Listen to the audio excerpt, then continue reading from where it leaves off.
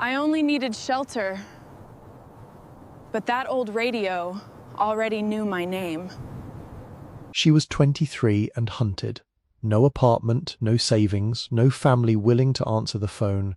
Just a rust-spotted Buick and $6 she had kept folded inside her left shoe. And with that $6, she bought a brick radio repair shop on Route 66 near Winona, Coconino County, Arizona, a place that had fallen off most maps by 1979. The west wall bowed 3 inches toward the ditch. Half the roof shingles lay curled in the gutter like dead leaves. The county had condemned it since 1998 and was scheduled for demolition the following spring. But what nobody knew was that inside the hollow cabinet of a 1930 Mahogany console radio, in a sealed compartment that had not been opened in over 70 years, was something that would change her life forever. Before we continue, if stories like this mean something to you, hit subscribe and tell us in the comments where you're watching from. We love seeing how far these stories travel. Clara May Whitcomb had been listening her whole life without knowing it. Even as a child, she was the sort who heard what other people walked past. She heard the refrigerator motor changing pitch before it failed. She heard rain gathering in a gutter before the first overflow. She heard from the hallway outside her parents' bedroom the pauses that came between grown voices when a bill had arrived and there was not enough money to meet it. She was born in Dayton, Ohio, in a narrow rental duplex with aluminum awnings and a maple tree that dropped seed wings into the window wells every May. Her earliest rooms smelled of dust, toast, warm plastic, and her mother's lavender hand lotion. The house was never quite dark, because her father kept a lamp burning on the kitchen table when he worked late, a low brass lamp with a green shade and a pull chain that clicked with a sound Clara could still remember long after the lamp was gone. Her father, Daniel Whitcomb, repaired things for a living, though never in a way that made the family secure. He worked first in a shop that serviced jukeboxes and diner booths, then in a back room of a church supply company, then wherever somebody needed wiring traced through a wall or a fuse replaced behind a stove. He had long hands, careful hands with the nails cut square and a half moon of solder darkening one thumbnail.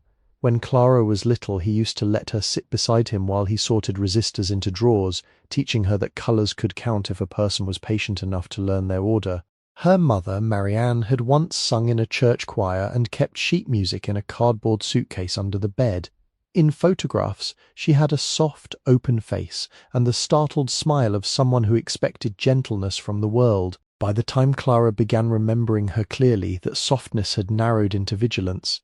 Marianne could make one chicken last 3 meals, could hem a skirt by lamplight, could smile at a landlord while hiding the shut-off notice under a stack of coupons. She loved Clara in useful ways, in lunches wrapped tight, in socks darned before winter, in a palm pressed briefly to the back of a fevered neck. But love in that house often came tired. It came counting change. Clara's older sister, Lillian, learned early how to stand near the brightest window. She was 8 years older, lovely in the clean, exact manner of catalogue photographs, with auburn hair that seemed arranged even after sleep. Teachers liked her, neighbours trusted her. At church suppers, she carried casserole dishes with both hands and lowered her voice when older women spoke. Clara admired her at first with the helpless faith of a younger child, saving the better half of a cookie for her, watching how Lillian crossed her ankles, how she made adults lean closer. Daniel was the only one who seemed to understand that Clara's silence was not emptiness. On Saturday mornings, when repair work came in from estate sales or church basements, he took Clara with him to the west side of town, to a brick storefront on Kiowee Street where his uncle kept a radio bench older than any piece of furniture in Clara's home. Elias Whitcomb was Daniel's father's brother, though everyone called him Uncle Eli, even people who were not kin. He was 74 when Clara first knew him well, a tall, narrow man with a hearing aid he seldom wore and eyebrows like untrimmed cotton. His shop had once had a proper sign, Whitcomb Wireless Service, painted in cream across the front glass.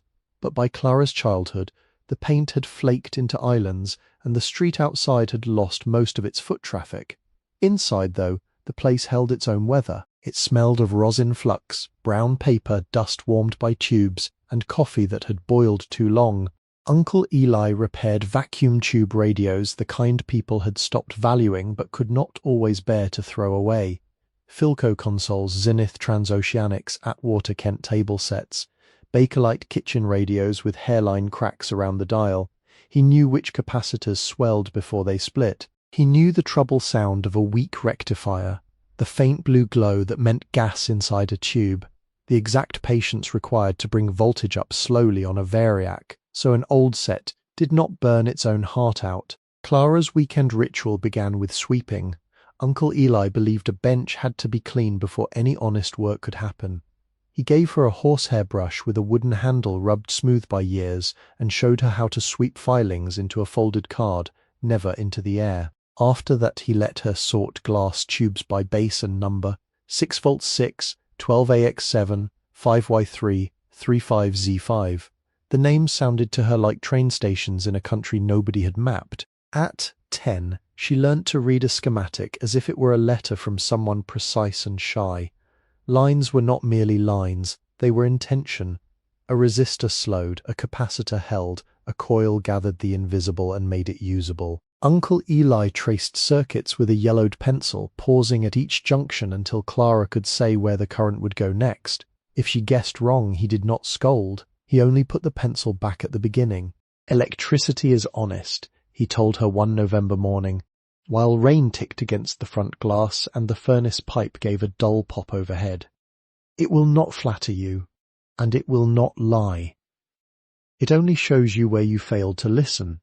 She carried that sentence for years without understanding its full weight. At first it meant only that a cold solder joint had to be reheated, that a short had to be found, that a hum in the speaker came from somewhere real. Later it meant that truth did not grow louder simply because people denied it. It waited in the circuit, exact and patient, until somebody came back with steady hands. Those Saturdays gave Clara the only inheritance she could hold before she knew there had been others. Uncle Eli taught her to tin the tip of an iron without wasting solder. He taught her to bend component leads with needle-nose pliers, not fingers. He showed her how to slip heat-shrink tubing over a splice and warm it evenly, how to discharge a filter capacitor with a resistor and insulated leads, how to mark each wire before removing a chassis from its cabinet. He let her use an old signal tracer with a cracked probe handle and told her that a radio was not dead simply because it was silent. "It may only be waiting for the right question," he said.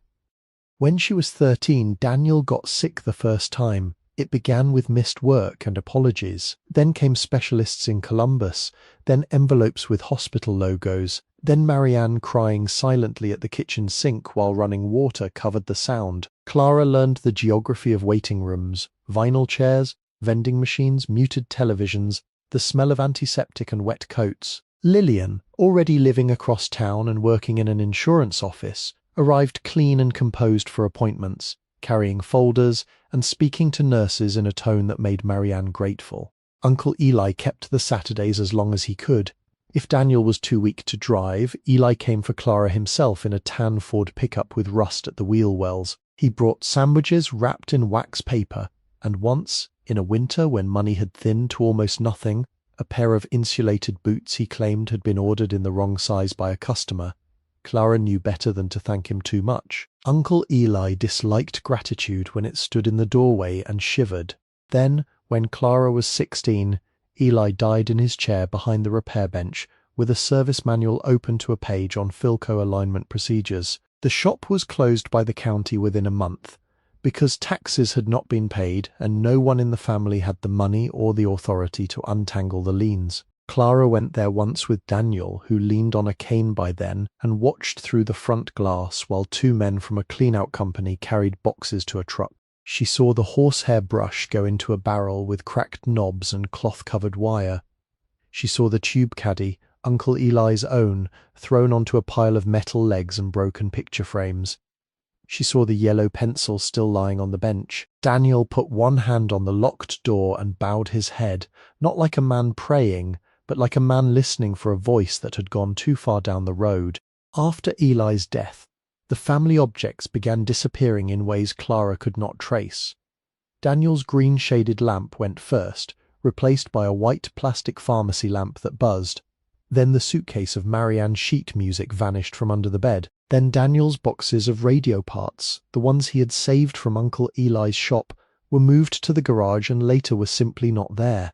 Marianne said they had needed space. Lillian said damp would have ruined them anyway. Daniel said nothing, and that silence scared Clara most because he had always believed silence should be examined. The illness came back harder when Clara was 20. By then she was working mornings at a bakery, afternoons at a pharmacy counter, and evenings taking online bookkeeping classes on a used laptop with a missing key. She drove Daniel to appointments when Marianne could not. She learned to fold a wheelchair into the trunk, to keep ginger candies in the glove box, to read the faces of billing clerks before they spoke. There were forms for assistance, forms for denial, forms to appeal the denial, and forms acknowledging that the appeal might take longer than the body had time to wait. Lillian came often during those months, always carrying a leather purse and a face arranged for concern. She spoke with doctors in hallways, she reviewed papers before Marianne signed them. She said Clara was too young to understand estate language, too tired to think clearly, too sentimental about machines and memory. When Daniel's hands began to tremble and he could no longer sign his name the same way twice, Lillian brought in a notary she knew from work. Clara was not in the room when the documents changed. No one told her directly. She learned it later from absence, from the way Marianne would not meet her eyes, from the way Daniel's desk drawers had been emptied, from the way Lillian began referring to practical decisions in a voice smooth as cold cream. The family trust, which Clara had always assumed was modest but real, became a story no one finished. Medical bills arrived with Clara's name attached because she had signed intake papers during emergencies, had agreed to payment plans while half asleep, had used her own address when Daniel and Marianne moved into Lillian's spare room after the duplex was sold. The debt did not come like thunder. It came like weather. It settled on the windshield, the shoulders, the kitchen table. Clara made payments of $30, then $20, then $9. She sold her winter coat in April and told herself spring was coming. She sold the laptop after finishing her last bookkeeping exam and wrote resumes at the public library. Collection letters used words that seemed designed to make a person smaller: delinquent, default, garnishment, obligation. Her own name appeared in black ink above amounts she could not imagine earning. After Daniel died, the funeral was brief, proper, and cold. Lillian chose a casket Clara had not been asked about, and flowers that looked expensive but had no scent.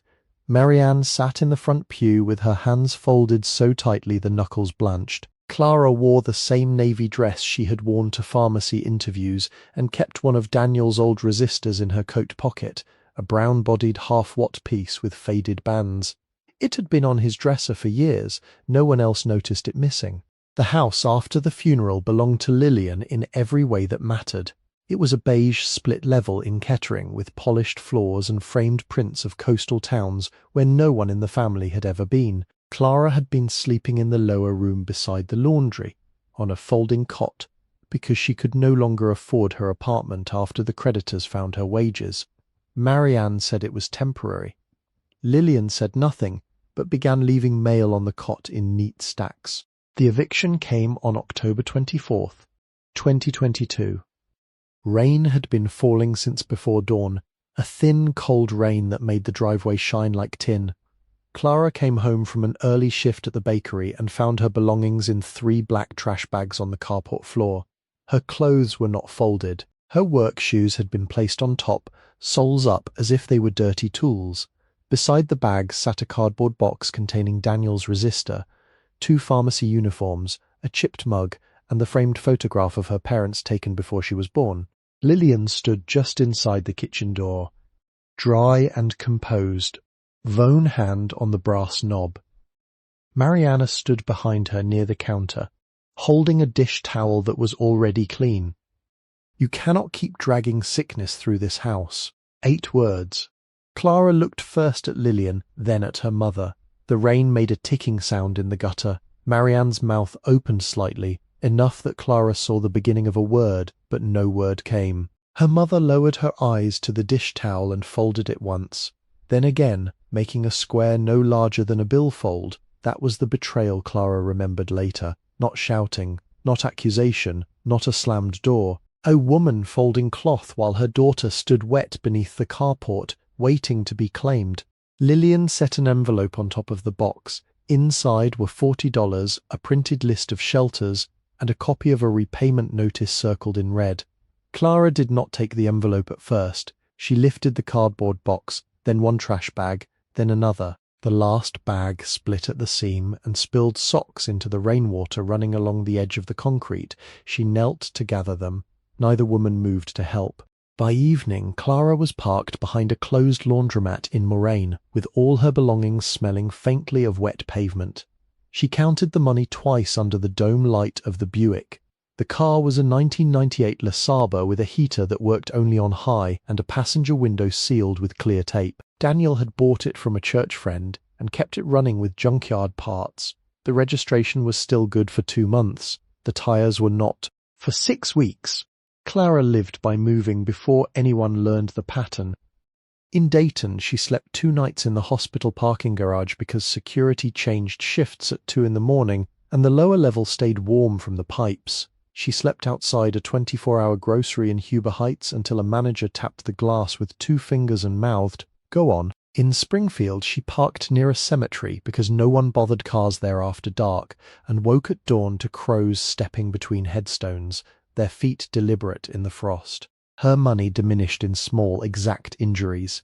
Gas took $27 the first week. A tire patch cost $15. A bottle of store-brand pain reliever cost $4.18 after tax. She bought peanut butter, crackers, apples bruised soft enough to discount, and once a paper cup of chili from a church basement where no one asked her name. At a truck stop outside London, Ohio, she washed her hair in a sink with pink powdered soap, while an older woman in a quilted vest pretended not to see. The creditor calls continued until the phone was shut off. After that came emails when she could find Wi-Fi. Subject lines followed her across county lines, into libraries and fast food parking lots, onto the hardback seat where she slept curled under her coat.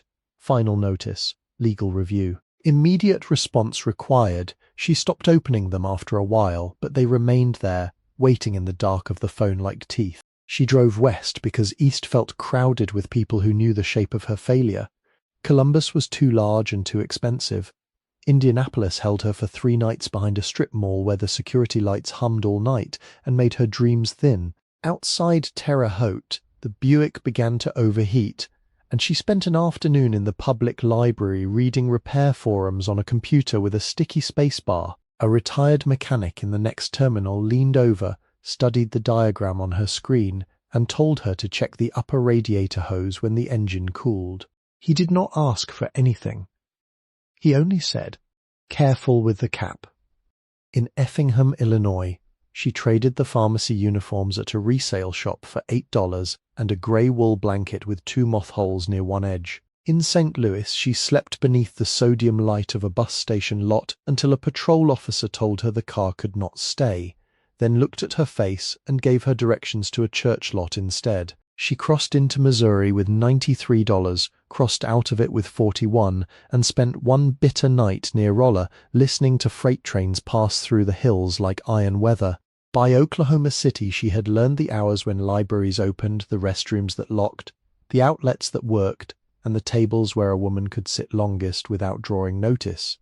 She read job boards, county auctions, motel cleaning notices, estate sale listings. She applied for bookkeeping work using a temporary email address and no mailing address, which was a form of hope so thin it could barely hold ink. Once, in a library restroom, she cut her own hair with sewing scissors because it had begun to mat beneath her collar. She swept the fallen hair into toilet paper and flushed twice. The Buick carried her farther than it had any obligation to carry anyone. Its engine knocked in the mornings. The dashboard lights flickered when she used the turn signal. Somewhere west of Amarillo, wind began to enter around the taped passenger window with a high, steady whistle. She spoke to the car the way Daniel had spoken to machines, not sentimentally but with respect. "Just get me somewhere flat," she said once. Both hands on the wheel. But the land did not stay flat. It opened, lifted, reddened, and became stranger than any place she had lived. New Mexico gave her long distances and hard blue mornings. She stopped in Tucumcari for fuel she could barely afford and saw motel signs shaped like arrows, broken neon tubes, a dinosaur statue with peeling paint, and a row of buildings along old Route 66 whose windows had been covered from the inside with plywood. They did not look dead to her, they looked like radios without power. The classified ad was printed on yellow paper in the Flagstaff Coconino County Public Library, pinned crookedly to a community board between a notice for free kittens and a flyer for a grief group at a Methodist church. Clara had come inside because snow was falling, and the Buick's heater had begun blowing air that smelled faintly sweet, which meant coolant, which meant money she no longer had. She was down to $6.72. $6 in bills, 72 cents in coins, a nearly empty gas tank, and a body trained to keep moving past the point of cents. The ad had been typed in a plain county font. County disposal sale. Derelict commercial structure. Route 66 frontage. Former radio repair premises. Condemned. NO utilities verified.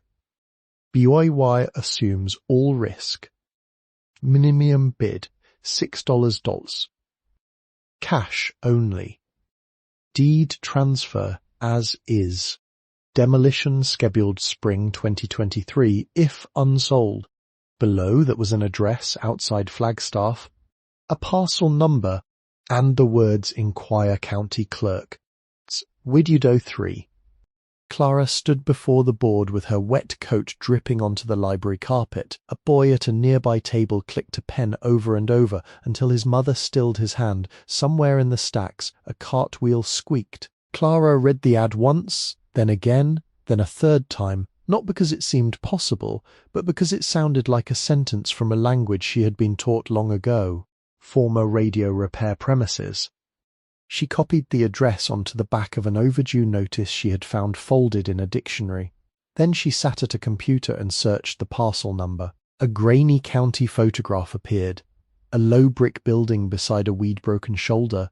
One window boarded, one window blind with dust, a faded sign above the door whose letters could not be read. The roof sagged, the lot looked empty. Behind it, the land rose toward a line of dark pines, and beyond that, the winter sky held a clean western hardness. $6.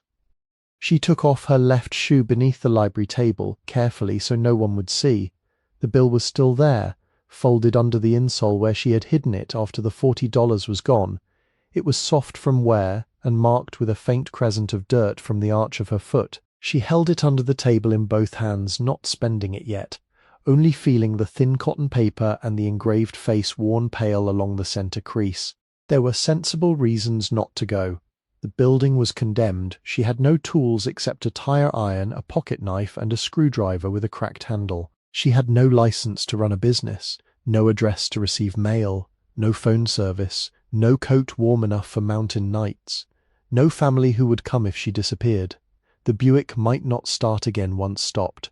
But there were also reasons that did not speak in lists.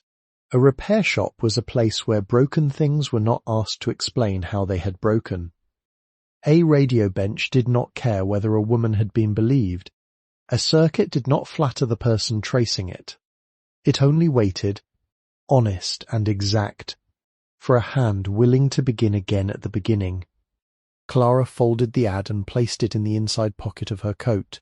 She returned the overdue notice to the trash can, then took it back out, and kept it too, because the parcel number was written on it, and paper had become a kind of evidence outside the library windows. Snow moved sideways in the wind, not falling so much as searching. She spent 72 cents on a day-old roll from a bakery case near the bus station, and saved the $6 bill for the clerk. Then she drove to a grocery parking lot, parked beneath a lamp, and slept sitting upright with both hands tucked into her sleeves. Before dawn, when the windshield had silvered from her own breath, she woke to the sound of a freight horn passing somewhere beyond town. By sunrise, the Buick would not turn over. Clara sat very still while the key clicked in the ignition once, twice, then gave only a dry, empty sound. The library was behind her. The county office was across town. The ad was in her pocket. The $6 bill lay hidden in her shoe, waiting for a building that everyone else had already given up on. The tow driver did not speak until he had both hands under the Buick's hood and a cigarette, unlit, tucked behind his left ear. He was a broad man with a sunburned neck and a wool cap pulled low, the kind of man who carried cold weather on his coat as if it belonged there. Clara stood beside the front bumper in the grocery lot, watching his breath drift into the morning while he tapped the battery terminal with the handle of a wrench. The snow had quit before daylight, but it remained in the seams of the asphalt and along the curb, grey where tyres had touched it, white beneath the shopping cart racks. Cables corroded, he said. Batteries weak too. Clara nodded because she had no answer worth offering. The library would not open for another hour. The county office would open sooner. The ad in her coat pocket had softened from being handled. The man cleaned the terminal with a wire brush, tightened the clamp, and told her to try it. The Buick coughed, failed, then turned over on the third attempt with a sound like a person waking against their will. Clara closed her eyes for one breath and held the steering wheel lightly, as if thanking a living thing. You heading far? County office. He glanced at the cracked windshield, the taped passenger window, the trash bags in the back seat. His face did not change. Do not shut it off unless you mean to stay a while. She reached for the few coins in the cup holder, but he waved his hand once, impatient with the gesture. Keep it, he said. Cold morning. That was all. He climbed into his truck, backed out carefully, and drove toward Route 66 with the amber light bar dark on his roof. Clara watched him go until the truck turned behind a gas station sign and vanished. She drove with both hands steady at 10 and 2, the heater blowing bitter air that slowly warmed. Flagstaff appeared in pieces through the windshield, pine dark hills beyond rooftops, a railroad crossing with red lights still blinking after a freight train had gone, motels painted in colours softened by winter, a tire shop with 3 men standing near the open bay, and old road signs that had been made for travellers who believed a highway could carry them into a better life. The county clerk's office sat in a low government building of pale block and tinted glass, set behind a parking lot where snow had been pushed into ridges. Clara parked at the far edge and left the engine running while she gathered her papers. She could not leave the car idling long. She could not shut it off without risking its silence. For a minute she sat in the driver's seat with the ad flat across her knees, the corner of it trembling from the heater. Then she turned the key. The engine died cleanly, without complaint. She stepped out into the cold and locked the door by pressing the button down with her finger, because the key stuck in the driver's side lock. A bus wheezed past on the street. Somewhere a dog barked twice and quit. Clara crossed the lot with her coat pulled tight and her shoe feeling odd because of the folded bill hidden beneath her foot. Inside, the county building smelled of floor wax, paper, damp wool, and the burnt edge of office coffee. A security guard behind a desk looked at her bag, then at her face, and waved her through after she opened the cardboard box enough to show that it held clothes and papers instead of anything dangerous. Fluorescent lights hummed overhead. People waited in plastic chairs along one wall, holding folders, envelopes, maps, babies, paper cups, and the expressions of those who had already stood in one line and expected another. Window 3 was halfway down the room beneath a sign printed in black letters.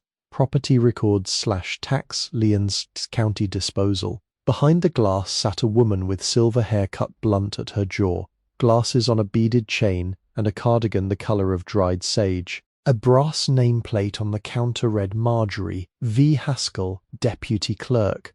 The plate had been polished so often that the edges shone brighter than the centre. Marjorie Haskell was sorting forms into stacks when Clara stepped up. She did not look unfriendly. She looked exact. Yes. Clara slid the yellow ad under the glass. I came about this parcel. The clerk drew the paper toward her with 2 fingers, adjusted her glasses, and read without moving her lips.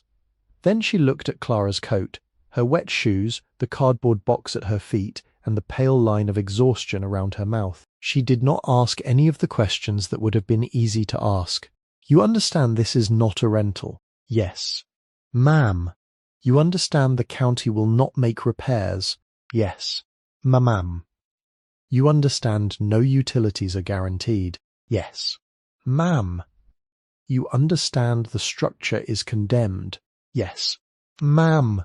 You understand that if it collapses, burns, floods, or proves uninhabitable, the county is not responsible.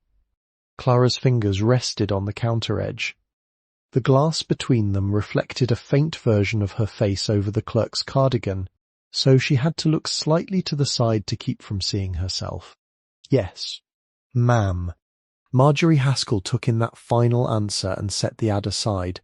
From a drawer she removed a folder bound with a red rubber band. The folder was not thick. Its label had been typed years earlier and amended twice in blue ink. She opened it and began placing documents on the counter, one at a time, square to the edge: property disclosure, tax status, condemnation notice, liability acknowledgement, deed transfer request. The parcel is outside city water and sewer, she said. There may be an old well, but it has not been tested. There is no current electrical service.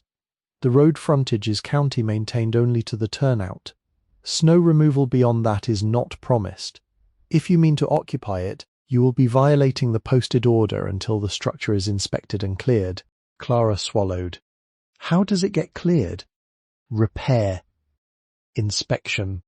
Fees. The clerk paused, then added, not unkindly. Time. A man at window 1 laughed too loudly at something on his phone. Behind Clara, a child began dragging the toe of one sneaker along the floor in a slow squeak. The sounds did not belong to her decision, yet they pressed around it all the same. I can sign. Marjorie looked at her for a long moment, then placed a pen on the counter. It was chained to a metal cup weighted with sand. You need identification.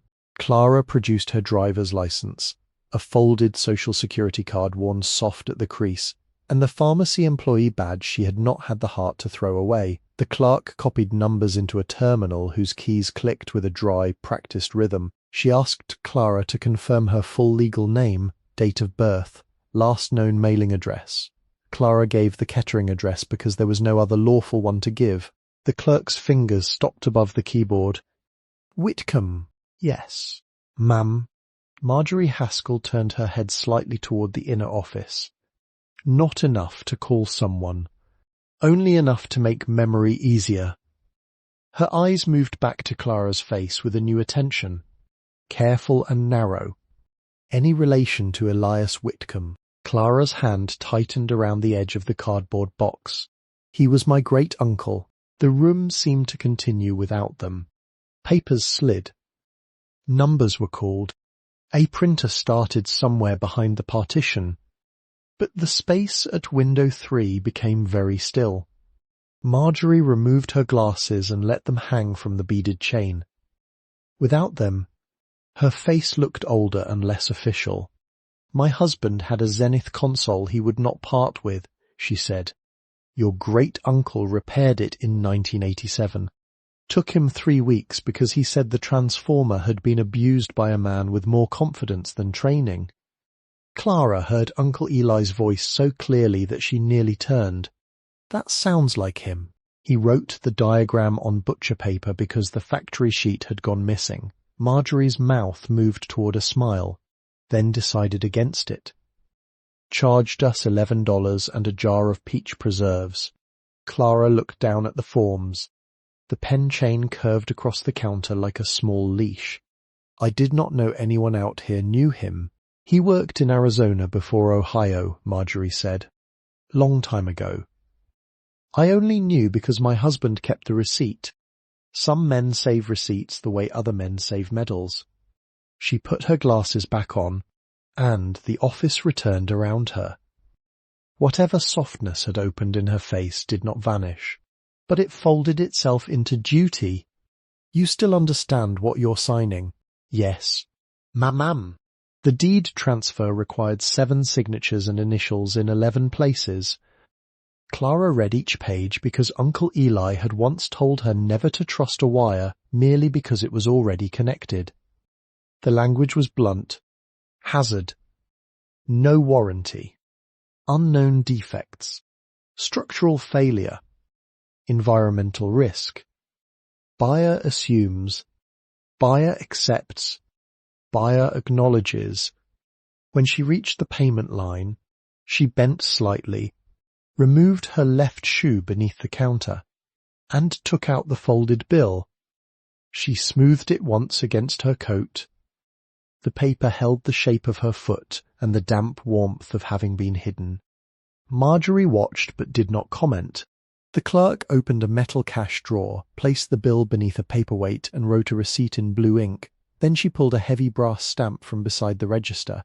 Its handle was dark with hand oil from decades of use. She aligned the paper, pressed down with both palms, and the machine gave a deliberate clack that sounded larger than the room. The document came back, embossed with the county seal. "There," Marjorie said. Clara waited because her body had not caught up with the fact. The clerk made 2 copies, clipped them with a black binder clip, and slid the packet beneath the glass. From another drawer, she took a photocopied map, then reached for a yellow highlighter. Her hand moved over the page with calm certainty. "Take Santa Fe Avenue east until it bends toward the old alignment," she said. "You'll pass the tire yard, then a feed store with a red roof, then the place where the pavement breaks. Keep right where the sign says Winona, even though most people miss it. There's a cattle guard. After that, look for 2 walnut trees, though they won't look like much in winter. The building sits below them, close to the old road." Clara followed the highlighted route with her eyes. "Can I walk it?" Marjorie looked at her shoes again. "From here?" "Not sensibly. My car may not start."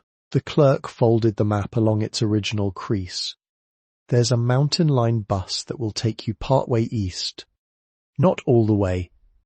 You'll have near 7 miles after that, depending where the driver lets you off. 7 miles. With the box. With the coat. With dusk coming early." Clara nodded. "Thank you." Marjorie drew the papers back for a second and wrote something on the top copy in the corner, small enough that Clara could barely see it. Then she returned them. "If anyone asks, that receipt proves possession. It does not prove safety." "Yes." "Ma'am, and Miss Whitcomb." Clara lifted her eyes. The clerk's voice lowered. Elias was careful with things other people had given up on. Clara could not answer. She put the papers inside her coat and picked up the cardboard box. The clerk had already turned to her next stack, but the brass stamp remained near her right hand. Catching a pale line of light. Outside, the Buick did not start. This time it did not cough or complain. It only clicked once, as if making a final notation. Clara stood beside it in the government lot while clouds moved low over the San Francisco peaks. She had the deed, the map, the box, 3 bags of clothing, a cracked-handled screwdriver, and no way to carry everything. The decision came down to weight, and weight was honest. She left behind what had already left her. Into the cardboard box went the deed packet, the photograph of her parents, the resistor, 1 change of clothes, the grey blanket, the screwdriver, the pocket knife, a toothbrush, the last roll from the bakery, and the pharmacy badge after she considered throwing it away and could not. The trash bags stayed in the trunk. She locked the car, pressed her palm once to the roof, and walked toward the bus stop. The bus came 23 minutes later, hissing at the curb with its windows filmed by breath and melting snow. The driver was a woman with copper-coloured hair braided beneath a navy cap. She watched Clara feed coins into the fare box, counted them by sound, and did not ask why the girl carried a cardboard box like a suitcase. "Eastbound, as far as I can take you," Clara said. The driver glanced at the highlighted map. "That old road?" "Yes." "Ma'am, not much out there." "I know." The driver gave a short nod and pulled away from the curb. Flagstaff slid past in winter fragments, a used bookstore with a bell painted on the door, A cafe with fogged windows and somebody wiping tables inside. A pawn shop displaying guitars, turquoise bracelets and a brass telescope. A tire yard stacked with rubber blackened by weather. A feed store with a red metal roof and a row of salt blocks outside, each one wrapped in torn plastic. Farther on, a laundromat, a tax office, a Mexican bakery, an auto parts store, a church with a message board missing 2 letters. Clara sat near the back with the box between her feet. The bus heater rattled. A man in a canvas jacket slept with his chin on his chest. 2 students got off near a community college stop, laughing softly into their scarves. After that, the seats emptied until Clara was alone with the driver and the long road. The driver let her off at a turnout where the county maintenance ended. "Road's there," she said, pointing. "Sun drops fast. Thank you. Temperature's going to 28 tonight." Clara nodded once, receiving the number as if it were a tool she would need. The bus doors folded shut, and the vehicle pulled away with a sigh. Its red taillights shrank, turned once through the blowing dust of old snow, and were gone. The walk began under a sky the colour of pewter. The old Route 66 alignment ran east in cracked asphalt. Its centerline faded to a dull suggestion. Wind moved low through yellow grass and lifted grit against Clara's stockings. She shifted the box from one hip to the other every few hundred steps. The cardboard softened where her fingers gripped it. Her coat was too thin for the open country, and after the first mile she stopped feeling her ears. To her left the land rose toward Pinon and Ponderosa. To her right open ground fell away towards scattered fence posts, a drainage wash, and the long presence of the railroad. A train passed around the 3rd mile, moving west with a slow thunder that entered the soles of her shoes. She stood still while it went by, watching boxcars marked with names from distant places. Then the silence returned, larger than before. The map showed distance in clean lines. The road gave it 1 step at a time. At mile 4, she passed a mailbox with no house visible, its door hanging open like a jaw. At mile 5, a black dog came out from behind a chain-link fence near a weathered trailer and barked with serious duty. Clara stopped, lowered her eyes and waited. An older man in a denim coat appeared on the trailer steps, lifted one hand without greeting, and called the dog back by name. The dog obeyed after one final bark, offended by the loss of work. At mile 6, the wind sharpened. Clara's left heel had begun to blister, and each step placed a small bright pane beneath her. She did not think about the property as shelter then. She thought only about the next bend, the next fence line, the next place where the highlighted map promised she had not misunderstood.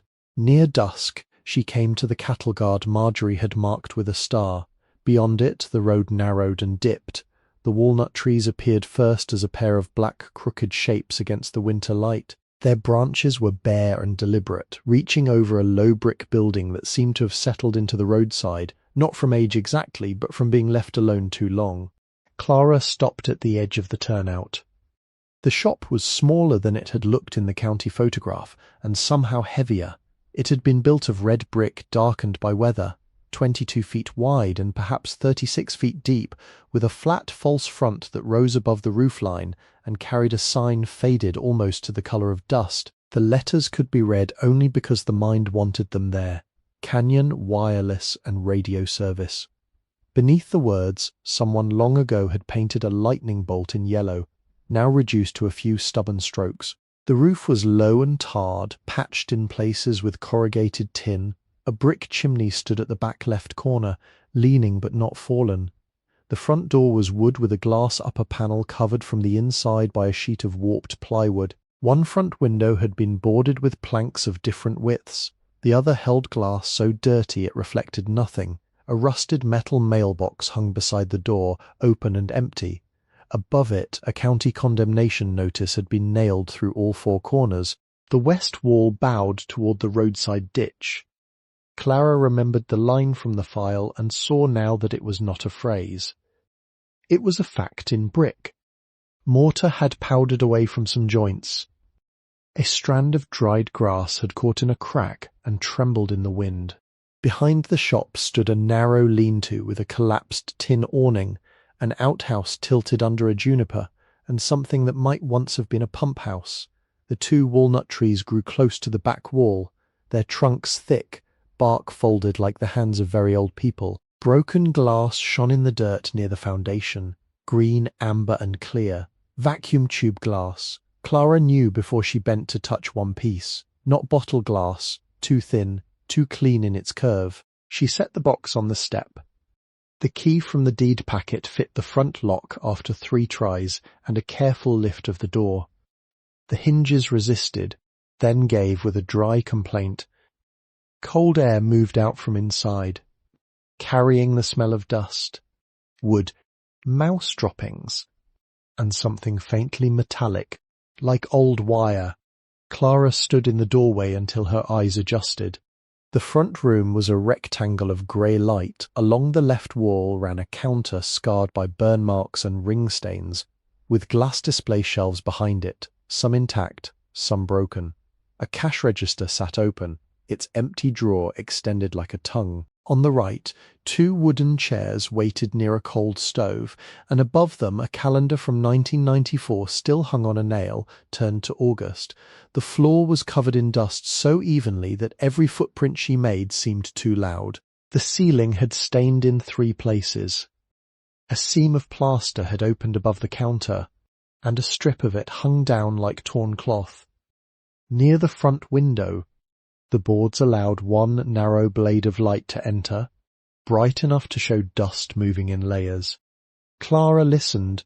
No voices, no traffic close by, no hum of refrigeration, no fluorescent buzz, no heater forcing air through ducts. Only wind at the eaves, the tick of cooling metal somewhere in the roof, and her own breathing. On the counter lay a porcelain knob, a cracked dial cover, and 3 dead flies turned to husks. Clara touched the dial cover with one fingertip and left a clean mark through the dust. The back room was reached through a doorway hung with a curtain of yellowed canvas. She pushed it aside and found the workroom. There were benches along 2 walls built heavy and plain. Above them hung pegboard with outlines where tools had once belonged. Some remained, a pair of pliers stiff with rust, a soldering iron with a cloth cord chewed through, a small vise, a magnifying lamp without a bulb, a roll of desoldering braid gone green at the edges. Cardboard boxes lined the floor beneath the bench, their labels written in a square hand. Tubes untested Kenobs, cloth wire, if cans, service lit. Most had been disturbed by mice. One had collapsed entirely, spilling paper envelopes and black droppings onto the floor. At the far end of the room stood a mahogany console radio nearly as tall as Clara's shoulder. It was broad, solemn and handsome beneath its ruin, with carved side columns, a fabric speaker grille darkened by age, and a circular dial whose station names curved behind cloudy glass. Someone had placed it against the back wall and then stacked broken cartons around it, as if intending to return, as if interruption had become permanent. Clara did not go to it yet. She looked first for danger. Uncle Eli had taught her that a workroom could be more hazardous after abandonment than during use. She noted the exposed wire near the door, though no service was live. She noted the sag in the ceiling above the rear bench, the animal nests in the corner, the broken glass under the window, the powdery brick dust near the chimney clean-out. She opened the back door and found it swollen in its frame, but it moved enough to show a narrow yard fading into dusk. The cold entered more sharply then. She returned to the front room, closed the door as far as it would close, and dragged one of the wooden chairs against it because the latch did not catch. From her box she removed the grey blanket, the bakery roll and the screwdriver. She ate half the roll slowly while standing behind the counter, because sitting made the cold climb faster through her legs. The bread had gone firm, but it softened with time and care. There was no water, no light, no heat. The stove in the corner was an old cast-iron box with a cracked mica window and ash packed hard inside. She did not trust the chimney yet, and she did not have matches. The room darkened by degrees until shapes became more memory than sight. Clara chose a place on the floor behind the counter, away from the window and beneath the strongest-looking section of ceiling.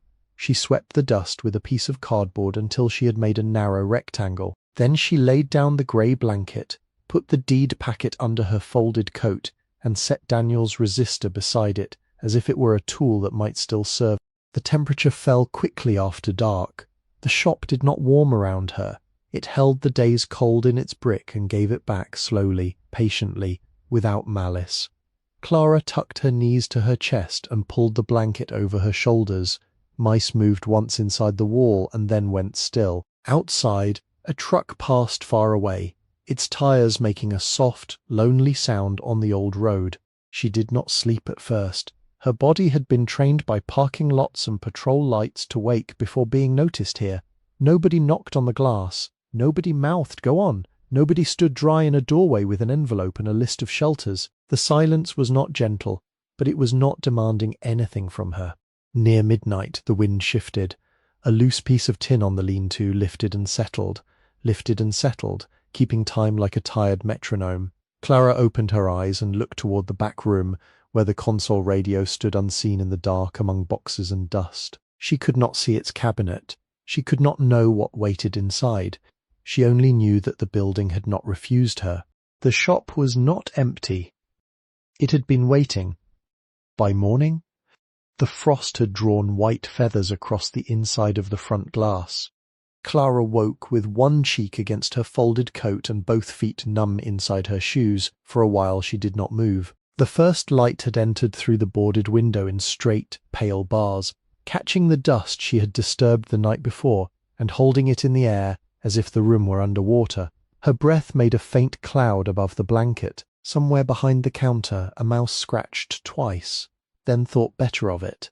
She sat up slowly because cold made every joint feel borrowed. The deed packet was still beneath her coat. Daniel's resistor lay beside it, no larger than a dried bean, its painted bands dull in the half-light. Clara picked it up and put it in her pocket before standing. That motion, small as it was, made the place feel less like a mistake. The first work was not repair. It was survival. She opened the front door and stepped into a morning so clean and sharp that it hurt her teeth. The shop faced the quiet road, and beyond the road the land opened under a sky washed hard by night. No cars passed. The 2 walnut trees behind the building held frost along their branches. Their shadows lay long across the yard, touching the collapsed lean-to and the tilted outhouse with the same indifferent care. Clara found the well behind the pump house after following a line of flattened weeds and stones set in a square. It was capped with a rusted metal plate weighted by 2 bricks. The hand pump beside it had a green handle, frozen at first, then reluctant. She worked it gently, listening to the dry scrape inside the pipe. On the 11th stroke the pump coughed. On the 14th brown water came out in a short offended spurt, followed by air, then a steadier stream the colour of weak tea. She did not drink it. She filled an empty glass jar she found inside the shop and held it up to the light. Sediment turned slowly inside. The water smelled of iron and old stone. It would need boiling, filtering, testing for that morning. It was enough to know the well had not forgotten how to answer. The outhouse leaned but held. The door dragged in the dirt, and the crescent moon cut into it had been gnawed soft at one edge by weather. Inside, the plank seat was dry, the pit deep enough, the floor dusted with leaves blown through cracks. Clara made a note in the margin of the county map. Lime, bucket, brush, latch. She spent the rest of that first day learning the building's sounds. The front floor gave a warning creak near the counter, a lower groan near the stove, and a sudden sharp complaint by the north wall where moisture had lifted a board. The back room had a hollow place 3 steps in from the doorway, but the joists beneath it still held. The roof ticked when the sun struck the tin patch, and the west wall muttered in the wind, not failing, speaking. She moved slowly from room to room with the screwdriver in one hand and the pocket knife in the other. She opened no electrical box without first confirming that the service had been cut. She touched no animal nest until she had covered her hand with a plastic bag. She took down the county condemnation notice from the front door and set it on the counter, not because it was no longer true, but because she needed to see the wood beneath it. On the second day, she walked the road back toward town until a pickup slowed beside her. The driver was an older woman wearing a straw hat over a knit cap, with cheeks reddened by wind and a border collie sitting upright in the passenger seat. She did not ask where Clara was going. She only pointed with her chin toward the truck bed. Hardware? Yes. Ma'am. Climb in. Dog rides up front. The wind in the bed of the truck cut through Clara's coat, but the ride saved her nearly 5 miles. The woman dropped her near the feed store with the red roof and drove off before Clara could offer anything but thanks. From there, she found the hardware store 3 doors down from a cafe with blue curtains across from a closed barber shop whose pole no longer turned. Babbitt & Sons Hardware had a plank floor worn pale down the center aisle and dark at the edges where nobody's feet had sanded it.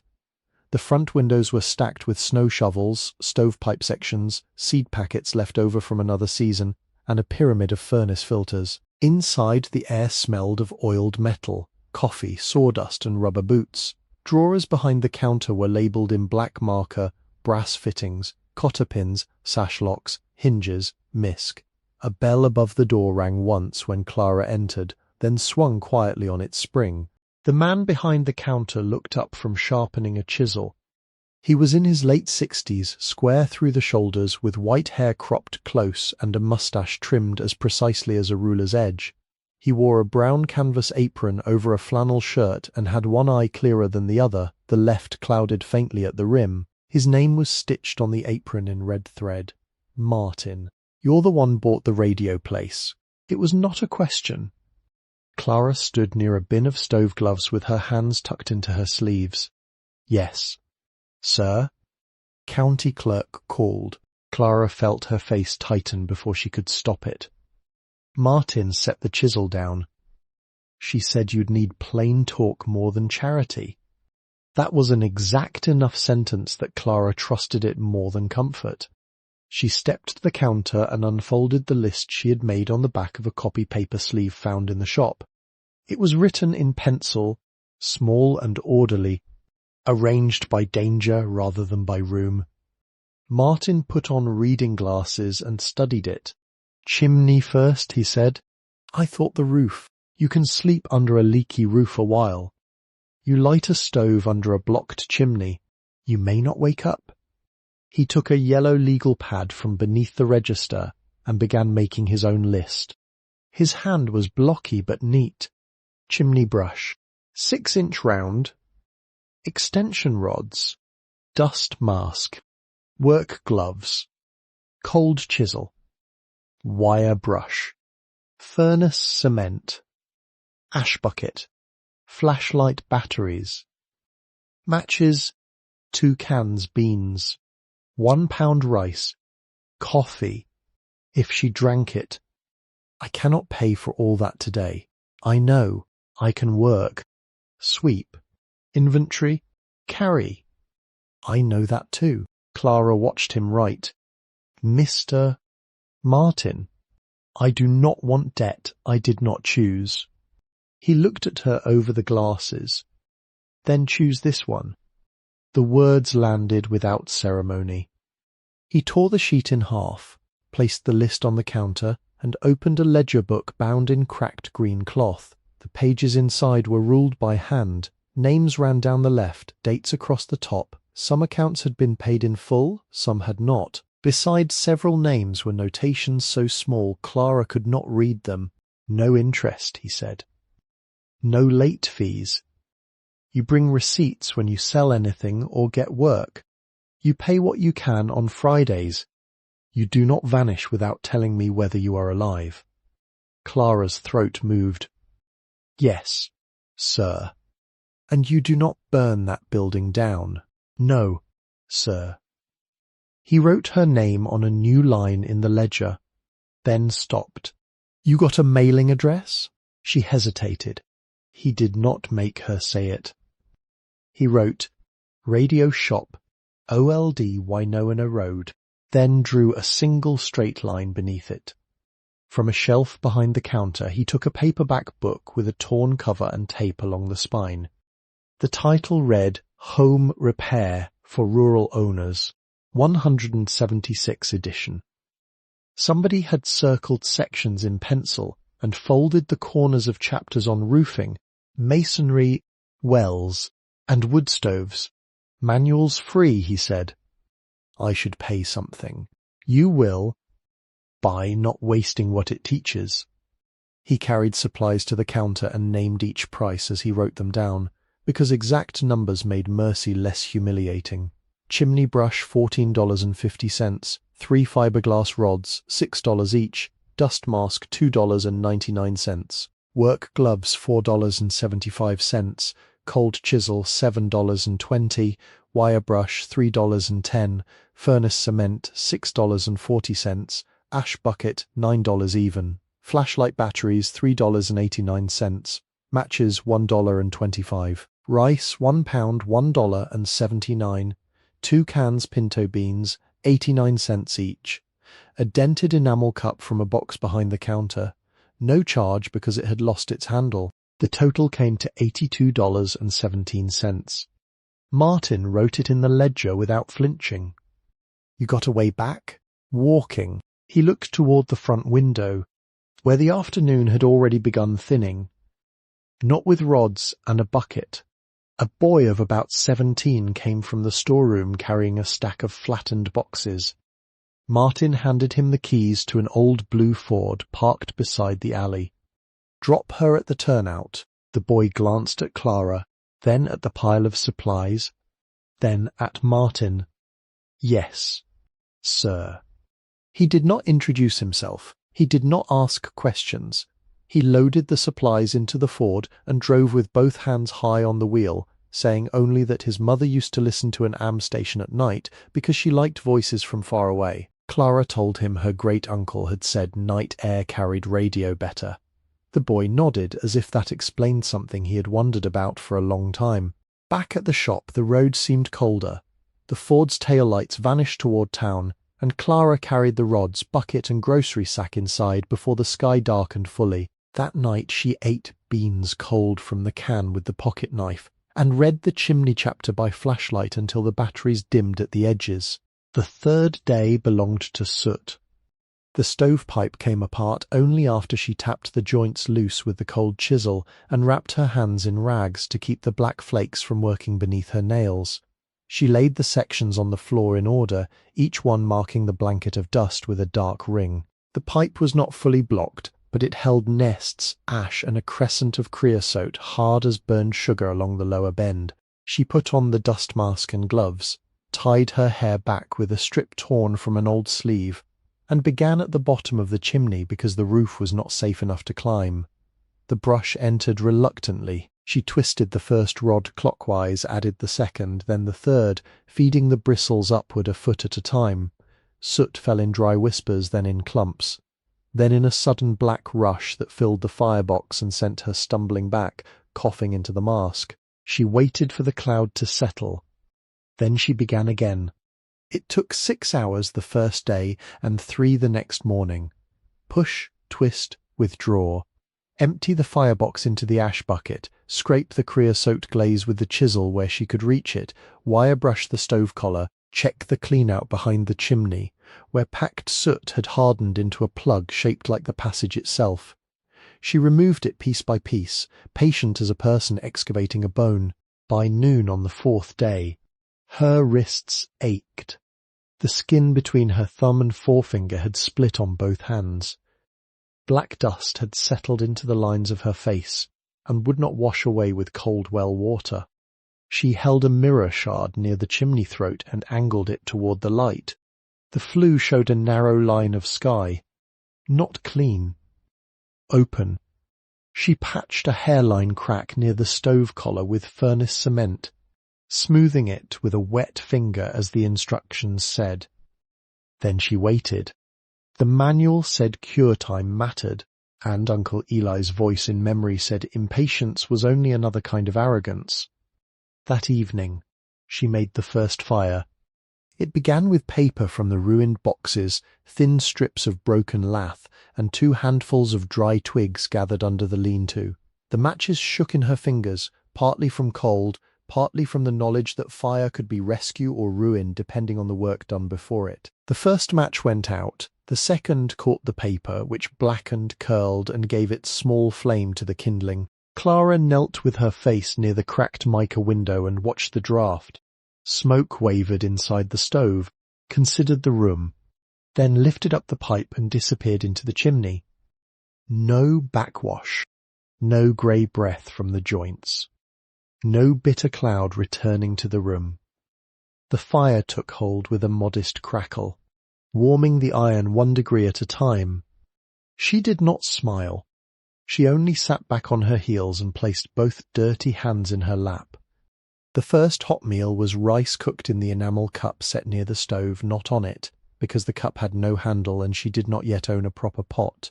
She used water boiled hard for 5 minutes, added half a can of beans and ate with a strip of cardboard folded into a spoon until it softened. Steam rose against her face. The rice was uneven, some grains split, some still firm, but warmth moved down her throat and into her chest with such plain authority that she had to stop halfway through and breathe. After that, the workroom changed. Not because it was repaired. It was not. But heat from the stove entered the back room in a faint current and made the air less hostile. Clara began inventory in the manner Uncle Eli had taught her, not by grabbing what looked useful, but by making the unknown smaller through order. She took 3 sheets from the back of the home repair manual, folded them into columns, and wrote headings. Bench, tools, tubes, cabinets, paper, wire, hazard, unowned A. On the first bench she found rusted diagonal cutters, 2 screwdrivers with wooden handles, a Bakelite alignment tool cracked near the tip, a tin of rosin paste flux dried around the edges, a spool of 60/40 solder with only 6 feet left, a brass brush, 3 alligator clip leads, phone good ceramic terminal strip, and a meter with a leather case that smelled of mildew. The meter's needle moved when she tapped the glass. That did not mean it worked, it meant it wanted to. The drawers yielded cloth-covered wire in red, black, green and yellow, each bundle tied with brittle string. Resistors in paper envelopes, capacitors so old their wax had bloomed white, tube sockets, dial cord, felt washers, knobs sorted by colour but not by model, a small paper bag of set screws, 2 cracked pilot lamps, 4 fuses wrapped in newspaper from June 1971, a receipt from a Flagstaff dry cleaner, a grocery list written in a hand she did not know, flour, onions, lamp oil, lemon drops. The boxes beneath the bench were worse but richer. Tubes, untested, held mostly common types, dusty but not broken, 6K7, 6A8, 6F6, 80, 27, 45. Some were loose and would need checking. Some were still in cardboard sleeves with faded brand names, RCA Radiotron, Sylvania, Tungsol, National Union. One sleeve held only glass dust and the sharp crescent of a base. Clara wrapped the broken pieces in newspaper and marked them for disposal. Services lit contained rider's manuals with swollen pages, Sam's photo facts from the 1950s, pencil sketches, alignment notes, warranty cards, and a stack of letters tied with string. She did not read the letters then. Inventory first. Sentiment later. If there was room. Cabinets contained escutcheons, grill cloth scraps, veneer patches, a cracked dial scale, and 4 wooden feet that might have belonged to the console radio against the wall. The word mahogany had been written on one envelope.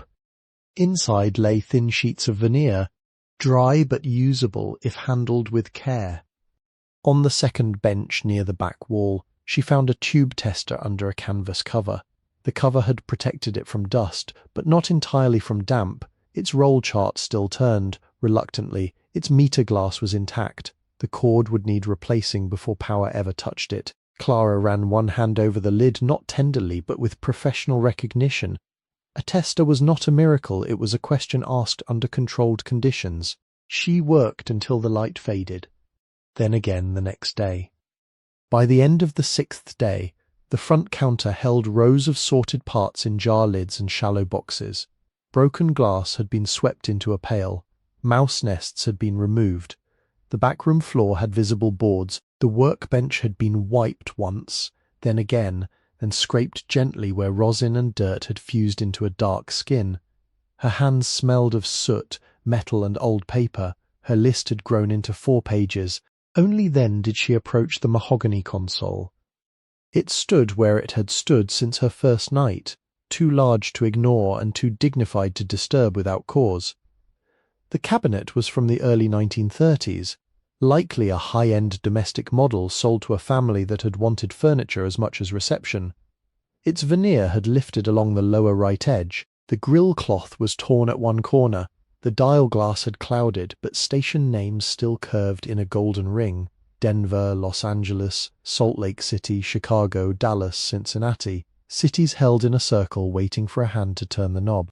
Clara cleared the boxes around it. Several had collapsed against the base, leaving mouse droppings and strips of newspaper packed along the back feet. She crouched and checked for snakes because Arizona had its own rules. Nothing moved. She wiped the top with a dry rag and uncovered a surface still dark beneath the dust, the color of coffee left in a cup. The rear access panel was held by 4 slotted screws. 2 turned easily, 1 stripped halfway.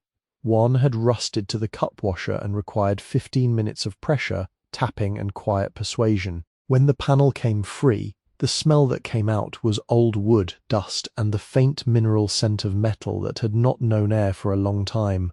Inside sat the chassis, heavy and layered in dust, with tubes still in place. Clara did not touch them at first. She leaned close and read their silhouettes.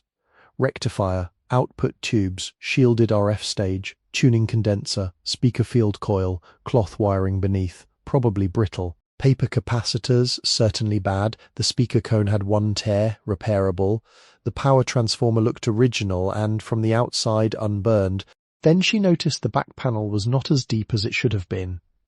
At first, the discrepancy was only a feeling, not evidence. Uncle Eli had taught her to respect that feeling but never trust it alone. She measured with the screwdriver handle from the back edge to the inner wall. Then she measured the side. She tapped the cabinet exterior, first along the left column, then along the right, then beneath the speaker grill. Solid, solid, hollow, solid. She paused. The hollow sound came from the lower compartment below the speaker, where decorative trim made the cabinet appear heavier than it was. Many consoles had empty space there, but this sound was different. Not open hollow, contained hollow. She took out the chassis carefully, labeling each speaker lead with strips of paper and pencil marks. The chassis was heavier than she expected, and she nearly dropped one corner before sliding it onto a folded piece of cardboard. She removed the speaker board next, loosening wood screws that complained in the grain. Behind it, dust lay thick and untouched. The lower interior showed a cedar disc set flush into a plywood brace. It did not belong. The disc was the size of a saucer, darker around the edge where someone had sealed it with wax or shellac. It had no handle, no visible hinge, no screw head. Clara sat back on her heels and looked at it for a long time. The shop was utterly still. Outside, the wind moved through the walnut branches with a dry winter sound. She touched the cedar with one fingertip. Smooth. Not factory. Cut by hand. The pocket knife blade found a narrow seam after several tries. She did not pry hard. The wood was old, and damage done in haste could not be undone by apology. She warmed the edge with her breath, worked the blade around the circle, and felt the seal give a little. Then she used the screwdriver not as a lever but as a patient wedge, moving 1/8 of an inch at a time. The disc came loose with a soft click. Behind it was a dark opening. Clara held the flashlight in her teeth and reached inside with 2 fingers. Her hand found oilcloth, then twine, then the squared edge of something metal. She withdrew the first package slowly. It was wrapped in blackened oilcloth and tied with cotton twine. The knots had hardened but not rotted. She set it on the floor. The second package was longer, wrapped in brown paper beneath the oilcloth with a smell of cedar and machine oil. The third was a flat tin box, japanned black, no larger than a loaf of bread, with 2 hasps wired shut. Behind them, deeper in the compartment, lay a small round canister, metal, labelled in pencil on masking tape, so faded she could not yet read it. Clara removed everything and laid the cedar disc beside the packages. The compartment was empty after that, or seemed so. She checked with the flashlight. No nest.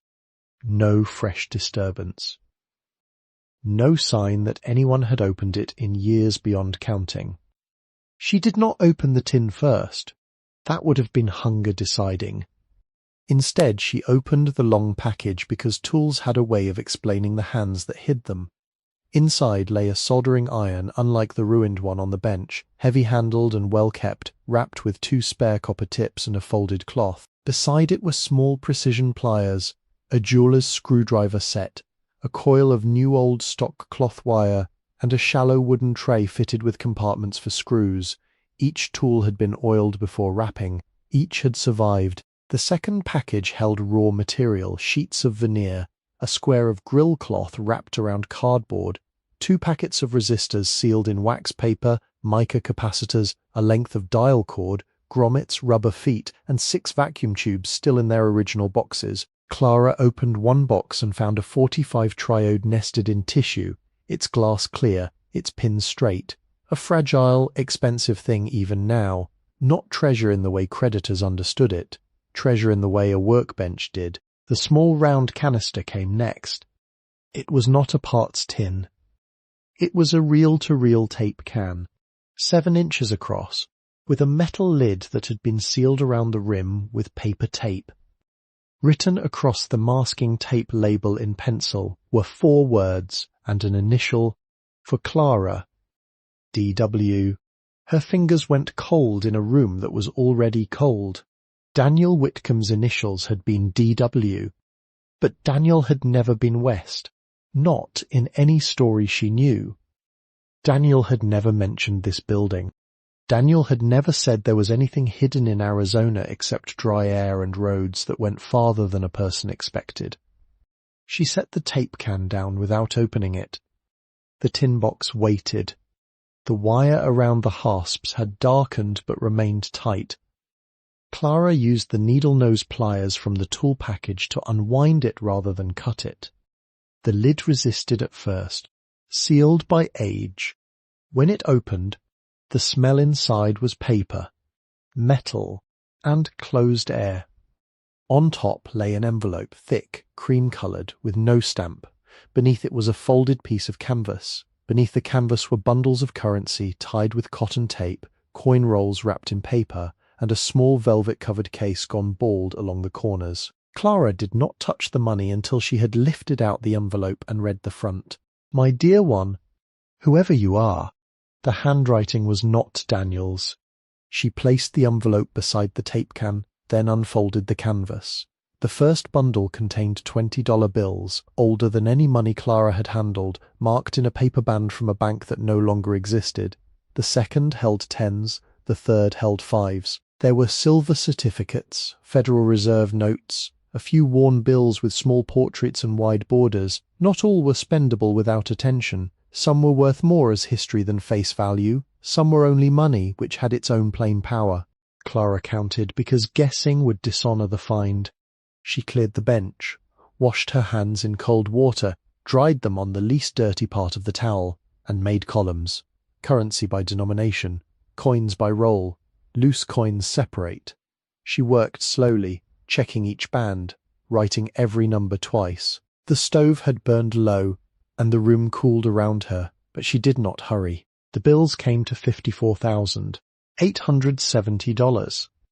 The coin rolls added $129.50, half dollars, quarters, dimes. Several rolls had split, spilling coins into the canvas, Mercury dimes, Walking Liberty halves, Washington quarters worn at the cheek. Loose in the corner of the box were 93 cents, including 3 wheat pennies, a buffalo nickel with no readable date, and 1 silver Roosevelt, dime dark at the rim. The total was $55,043. Clara wrote it once, then again. Her handwriting changed the second time, not because she meant it to, but because her hand had begun to shake.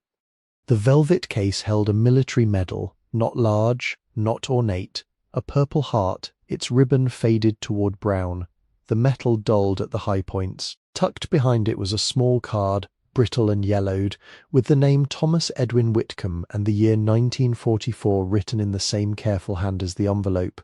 There was no story with it yet, only a name, a year, and a wound made official. Clara closed the case and placed it above the money, away from the edge of the bench. Outside, the day had gone to evening without her noticing. The front room was blue with winter light. The shop had taken on the particular hush that comes just before dark, when objects seem to hold themselves still, so night can enter without knocking. Clara stood in the workroom with the open tin box before her, the tape can beside it, the envelope untouched, and the console radio hollow behind its speaker board. For a long time, she did nothing. There were things a person might do with money when fear had trained the body for want. Count it again, hide it badly, spend it in the mind, run. Clara did none of those. She wrapped the bundles back in the canvas, placed the coins beneath them, set the medal case on top, and lowered the envelope over all of it. Then she closed the tin without fastening it. She carried the box to the front room and set it behind the counter where she had slept the first night. She placed the tape can beside it, but did not break the seal. The label faced upward. For Clara, D.W. The stove needed feeding. Her hands needed washing. The well water needed boiling. The chimney needed watching. The building still had a bowed wall, a failing roof, cracked glass. No legal occupancy, no safe wiring, and no mercy for foolishness. The discovery had not repaired a single board, so she did what the next hour required. She built the fire back up with scraps from the broken boxes. She boiled water until it rolled and rattled the enamel cup against the stove lid. She ate rice with the last of the beans. She swept the cedar shavings and dust from the workroom floor. She set the console parts in order, covered the chassis with cloth, and put the cedar disc on the bench where she could see it. Only after full dark did she take the envelope in both hands. The paper was thick and dry, its flap sealed not with glue but with a small red wafer pressed flat. She could open it, nothing but her own restraint kept it closed. Yet something in the careful script told her that the words inside had waited through deaths, debts, storms, county notices, mice, dust, and heat. They could wait one more night until she could meet them with a steadier mind. Clara put the envelope back on top of the tin. Then she opened the front door and stepped outside. The cold came at her face with clean force. Stars had appeared above the dark line of pines, more stars than she had seen in any city parking lot. The old road lay silvered by moonlight. Far off, water moved in a drainage wash, thin from winter but audible, a patient thread working over stone. She followed the sound behind the shop, past the walnut trees, past the pump house, to where the land dipped and the wash ran between frost-stiff grass. She stood there with her arms folded under her coat, listening. Water did not hurry because someone had found money. It did not change its course because a name on a tape can had unsettled the dead. It moved where the ground allowed, exact and low, carrying moonlight in broken pieces. Clara watched until her feet began to ache from cold, and the shop behind her showed one faint orange seam at the stove door. When she went back inside, the tin box remained where she had left it. The envelope remained sealed.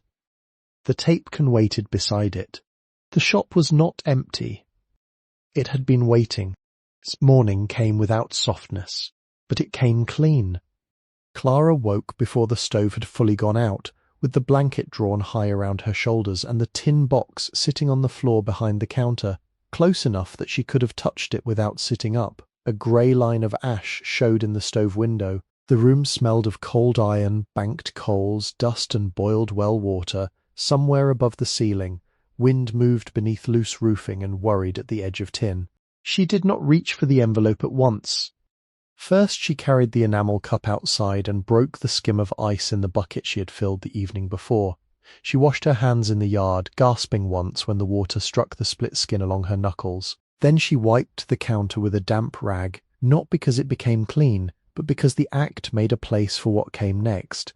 She fed the stove with narrow boards from a collapsed crate, waited until the flame took, and set water near the heat. Only then did she bring the envelope to the workbench. The handwriting waited beneath the morning light. At first it had seemed merely old, careful, formal. Now, with sleep behind her and the room steadier, Clara recognized a family shape in it. Not her father's hand, not exactly. His letters had leaned right when he was tired, and his capital D had a broken top where his pen lifted. This writing was older in its manners, rounder, trained by fountain pen and ledger books, but the lowercase t crossed late. The G dropped below the line in a narrow loop.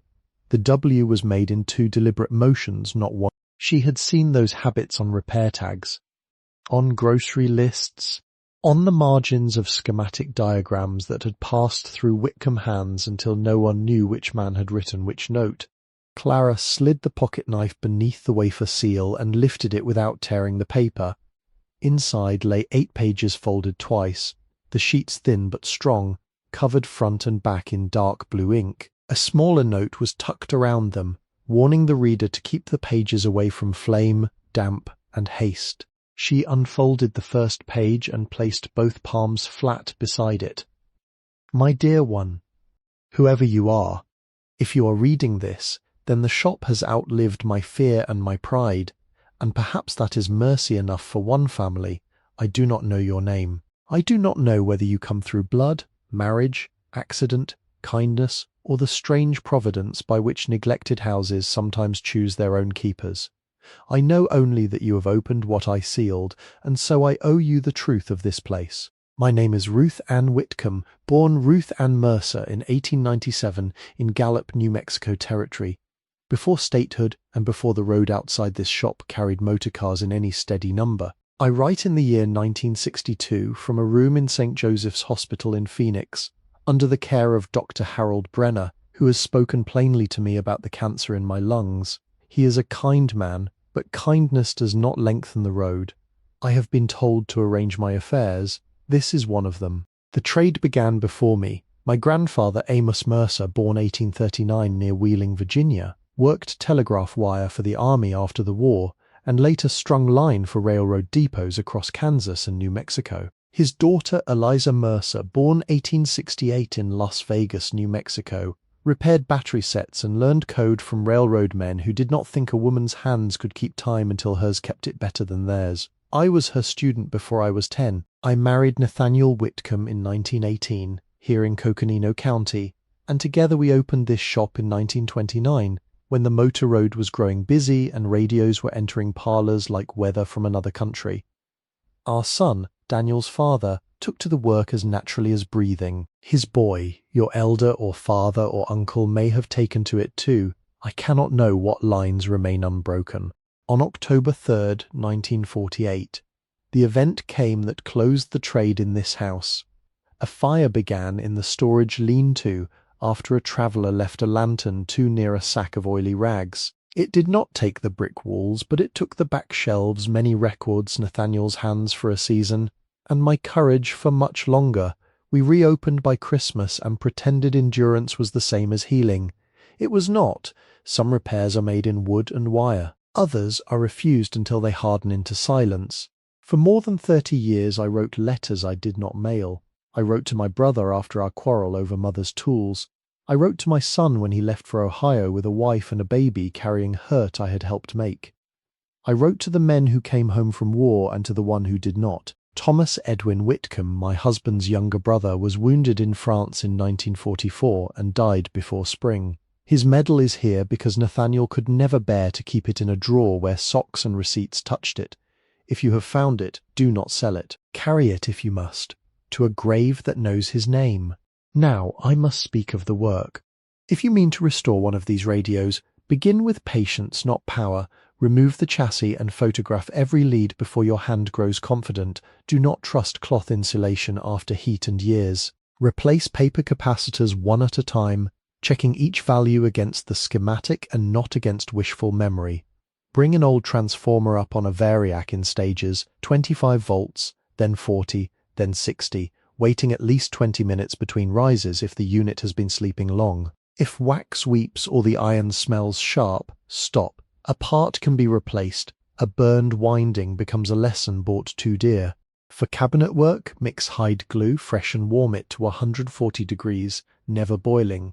Use 3 parts dry pearl glue to 2 parts clean water by volume, and let it bloom before heat.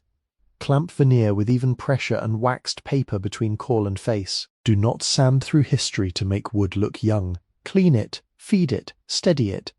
Shellac in thin coats is kinder than varnish laid on heavy for grill cloth. Stretch only enough to take the wrinkle, never enough to pull the pattern out of square. Let each repair admit that time has passed. I have left money because money becomes silence when there is none. Use it for roof, heat, glass, legal papers, medicine if life demands it, and food if pride grows foolish. Do not use it to prove anything to those who have already decided your value. Proof is expensive and rarely received. Inheritance is not the thing itself, it is the chance to become careful with what another person could not finish. I failed in many ways. I kept anger polished. I let silence stand where apology should have stood. I mistook stubbornness for dignity, yet I kept the tools wrapped. I kept the shop standing as long as I could. I kept this letter because someday a hand steadier than mine might need to know that welcome can be saved even by the unworthy. The house is not empty. It has been waiting. You're welcome here. Ruth Ann Mercer Whitcomb, March 14th, 1962. Clara read the last line and did not move. The stove clicked once behind her as the fresh wood caught. Wind pressed against the west wall, and the brick answered with its low, familiar murmur. The letter lay open on the bench, each page held flat by a clean tube box so the corners would not curl. Ruth Ann's words seemed neither ghostly nor grand. They had the plainness of instructions left by someone who knew that the living would need exact measurements more than ornament. Clara read the letter again. This time she stopped over the sentences that did not announce themselves as important.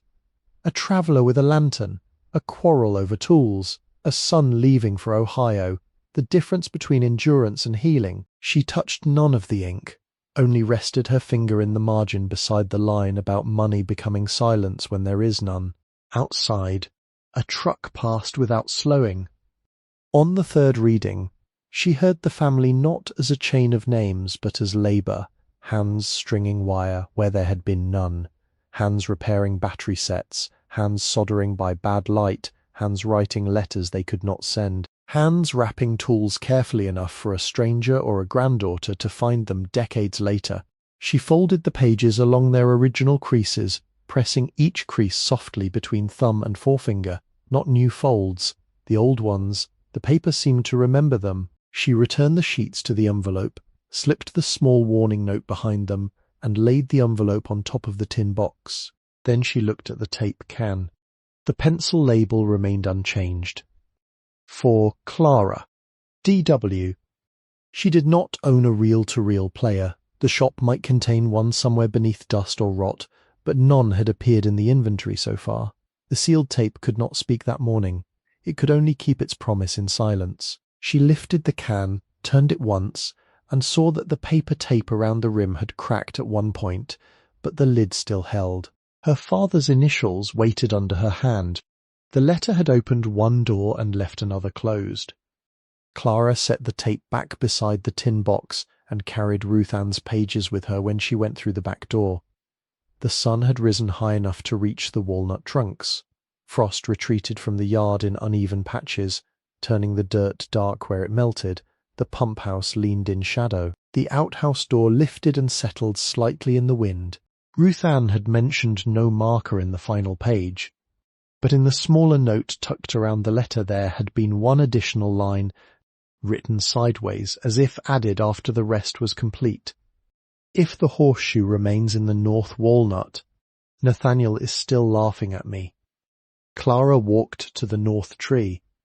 At first she saw only bark folded and ridged, the colour of iron left outdoors, Then, about shoulder height on the far side of the trunk, half swallowed by living wood, was the curve of a horseshoe. It had been nailed there long ago and forgotten so thoroughly that the tree had grown around the iron, taking it in without hiding it entirely.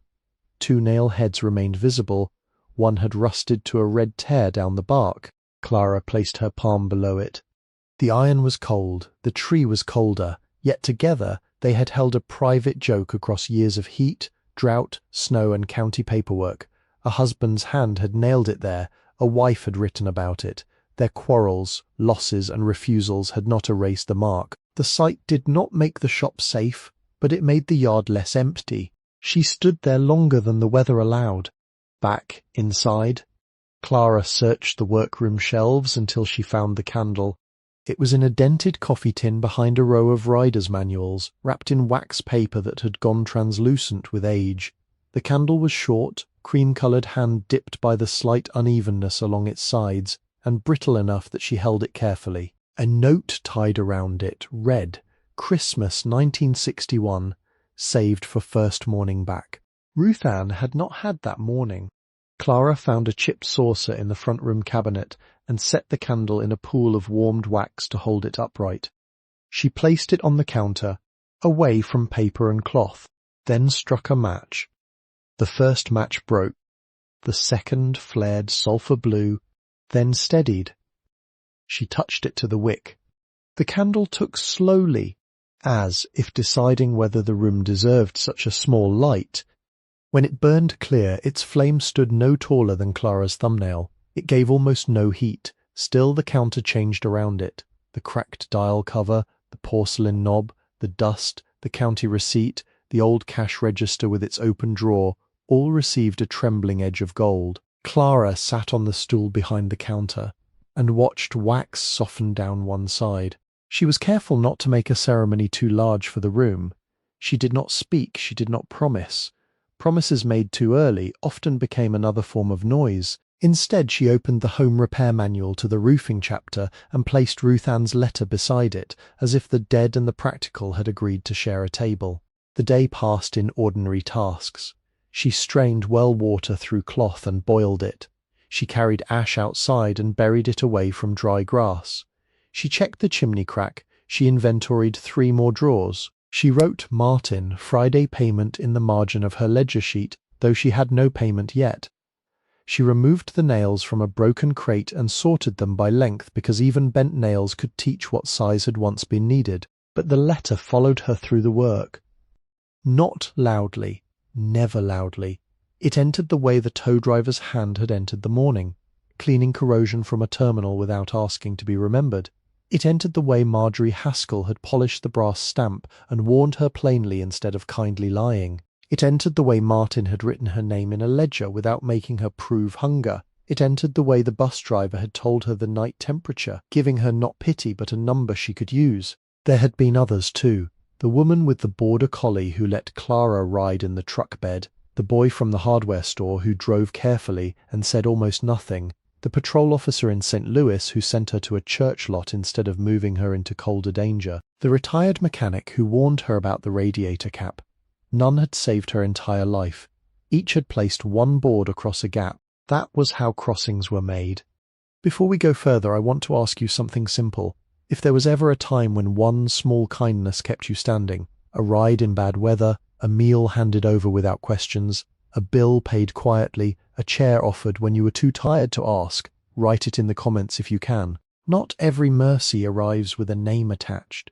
Sometimes it is kept alive because somebody finally says, "I remember." By late afternoon, clouds gathered over the peaks and the light turned flat. Clara wrapped the medal case in a clean cloth and placed it inside the tin box again.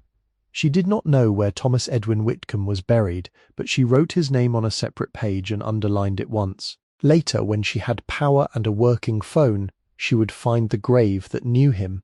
For now, the name had been lifted out of the dark. She took the bundles of currency from the tin and placed them in a dry metal parts cabinet whose drawers still locked. It was not a perfect hiding place, but it was better than the floor and away from the stove. She kept a modest handful of the least collectible bills aside for immediate needs, then wrapped them in paper and marked them roof inspection food. Ruth Ann had been specific. Money was not to be used as proof, it was to be used against silence. The envelope went into the upper drawer of the workbench beneath the old service manuals. The tape can she kept beside her. That evening Clara ate rice with a little salt Martin had tucked into the grocery sack without listing it. The candle burned while she ate, lower now wax gathering in the saucer-like cream. She did not light the room beyond that one flame. Darkness held the corners. The workroom waited through the open doorway. The console radio stood partly disassembled, its hollow compartment covered with the cedar disc, its station dial reflecting the candle as a faint amber crescent. After supper, she checked the front door latch, then the back. She wedged the chair beneath the knob again. She set the ash bucket under the leak she had noticed near the counter, because the clouds looked heavy enough for snow. Then she made her bed behind the counter as before, but not in the same way. The tin box rested near her feet, closed but not locked. The medal case sat inside it.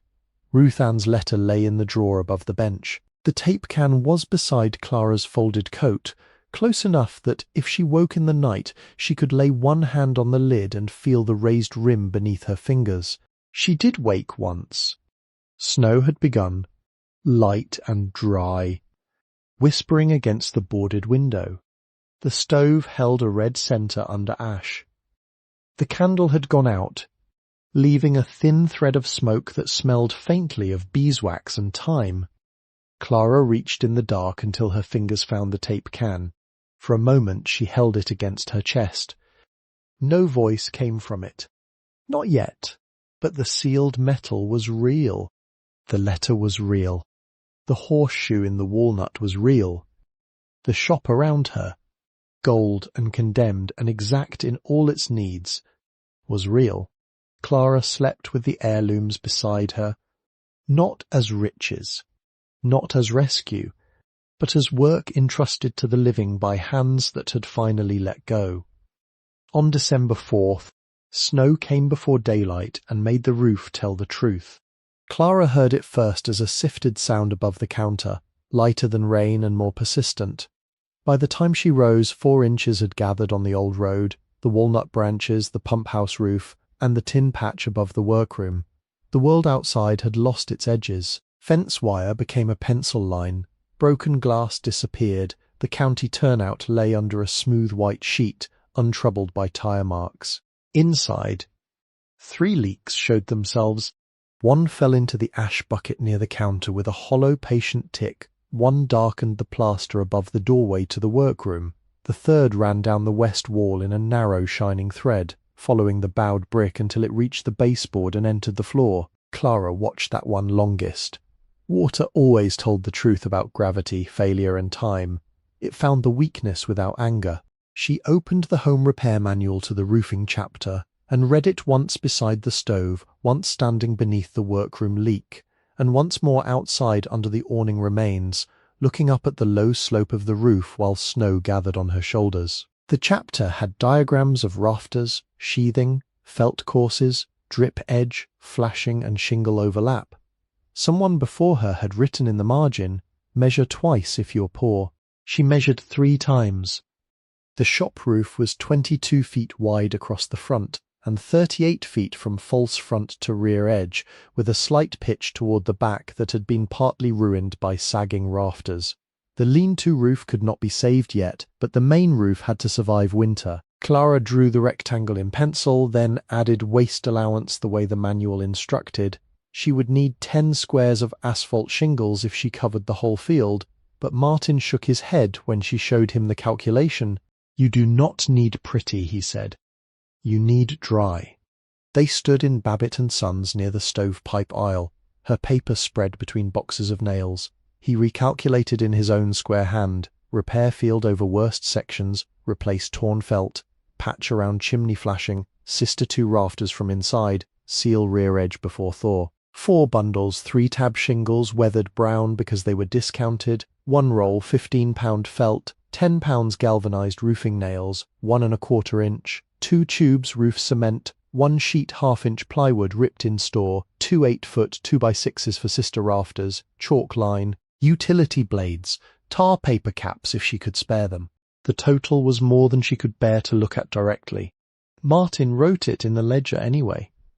From behind the counter he took down a roofing hatchet with a leather grip darkened by years and a gauge notch worn shiny near the head. "Belonged to my brother," he said. "He roofed half the county before his knees quit. I cannot take that."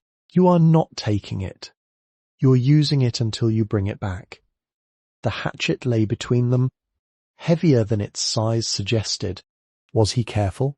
Martin looked at her as if the question mattered. When he was sober. That was all he said. The skilled help arrived the next morning without introduction.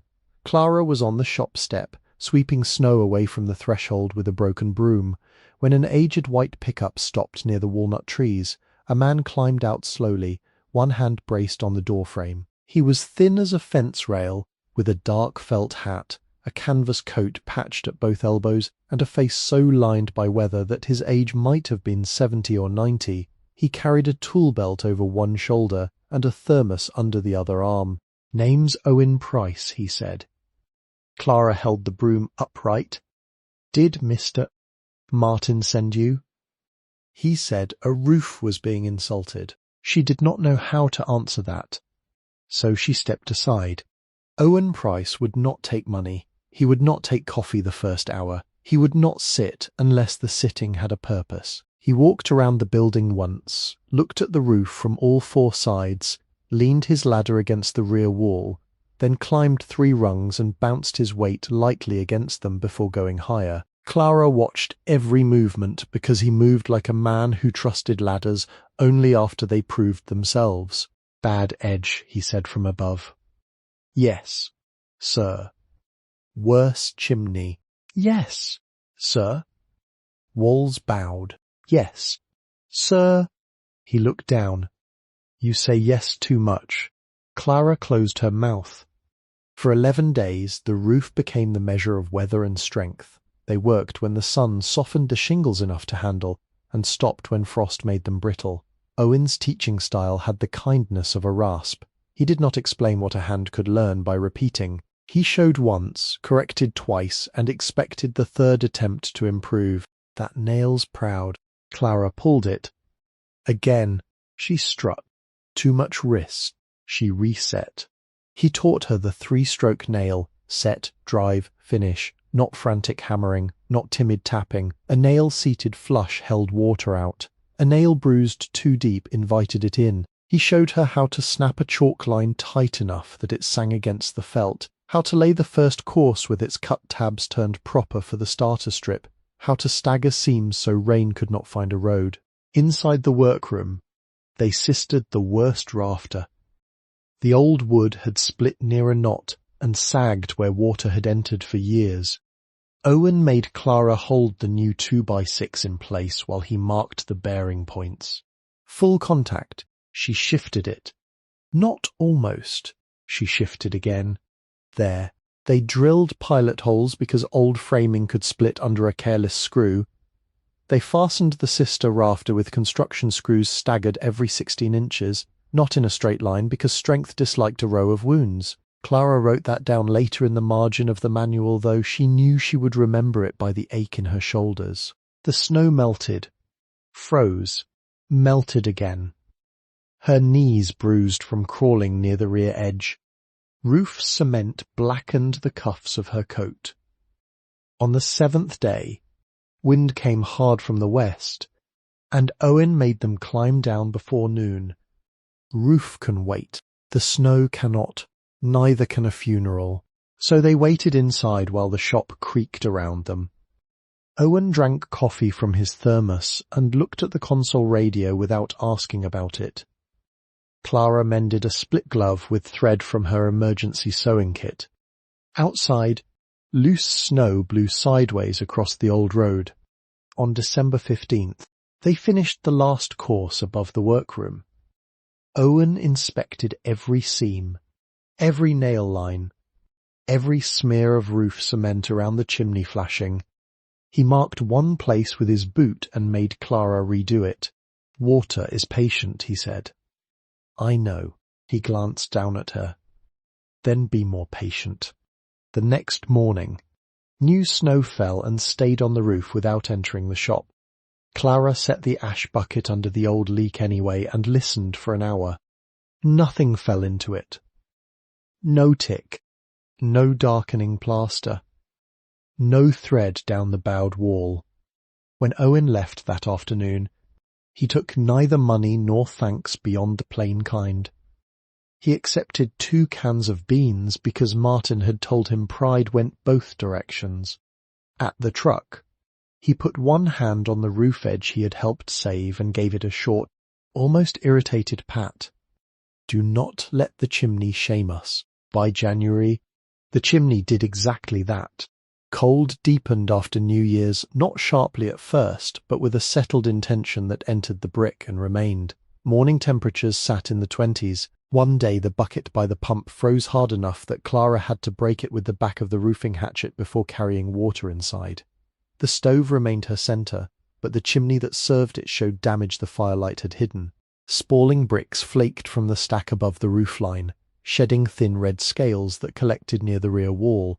The mortar between several courses had gone to powder. When Clara touched it with a gloved finger, it sifted out like dry flour. The chimney had drawn well after cleaning, but drawing well was not the same as being sound. Smoke could travel through Mercy for only so long. Martin sent her to the yard behind the hardware store, where old bricks were stacked on pallets and covered with torn tarps. Not new bricks, not perfect, salvaged common brick, close in size and colour to the chimney's original courses. He sold them to her for less than the tag, and added half a bag of Type S mortar before stopping himself. No, he said, almost to the shelves. Clara waited. For that stack, use lime in the upper repair and fire clay at the throat. Cement alone will make hard spots. Hard spots punish soft brick. He wrote the mix on a scrap of cardboard, 2 parts sharp sand, 1 part hydraulic lime for exterior repointing where heat stayed modest at the stove collar and firebox throat, 3 parts sand, 1 part fire clay, 1 part refractory mortar, dampen brick first, pack joints deep. Do not smear the face if you can help it. Let each lift firm before asking it to carry the next. Temperature. Do not lay if it is freezing in the joint. It is freezing every morning. Then warm the brick inside. Work midday. Cover it before sundown. The chimney took 3 weeks because winter allowed nothing faster. Clara carried bricks into the shop 2 at a time and set them near the stove the night before use. She filled a dishpan with water and dipped each one until the bubbles slowed, learning that dry brick robbed mortar of moisture and left a weak joint behind. She raked old mortar with the cold chisel and a narrow screwdriver, clearing each joint to a depth of 3/4 of an inch where she could. Powder fell onto the roof and into her sleeves.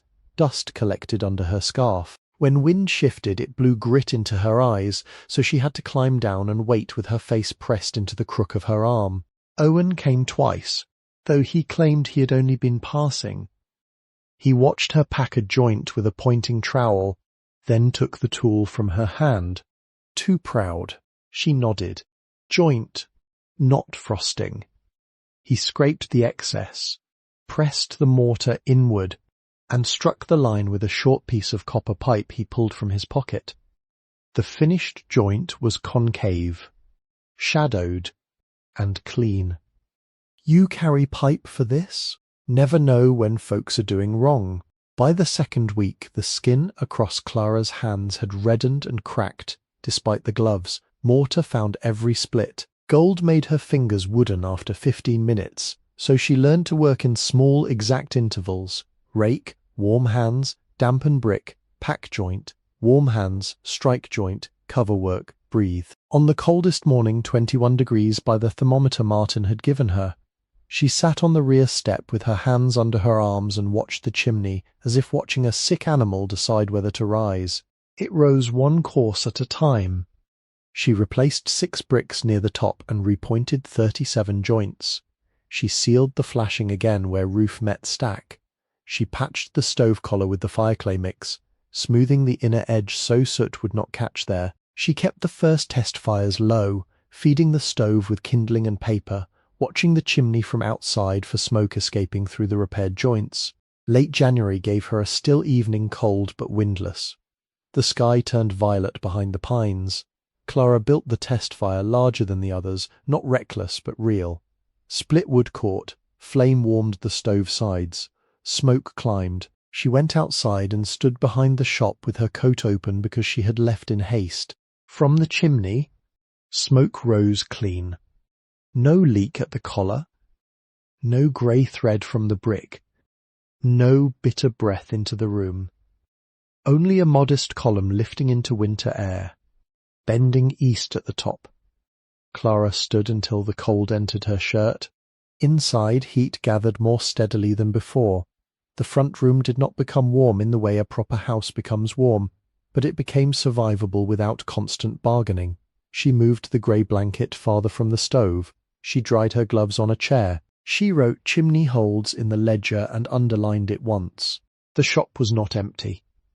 It had been waiting. Near the end of January, when the roof no longer leaked and the chimney no longer shamed anyone, Clara turned to the floors. She had noticed them from the first night, of course. The front room floor was white pine, laid in planks of uneven widths, some 10 inches, some 12, one near the counter nearly 14. The boards were dark under grime, scarred by chair legs, burn marks, boot grit, and years of dust ground into grain. In the workroom the floor was rougher and more patched, but the front room had once been meant to meet customers. Its planks had been fastened with hand-cut rosehead nails in the oldest section, then with later wire nails near the doorway where repairs had been made. Martin told her not to sand until every nail was set. You hit a rose head with rented paper. You bought the paper. She spent a full day crawling with a nail set and hammer, finding every proud head by touch.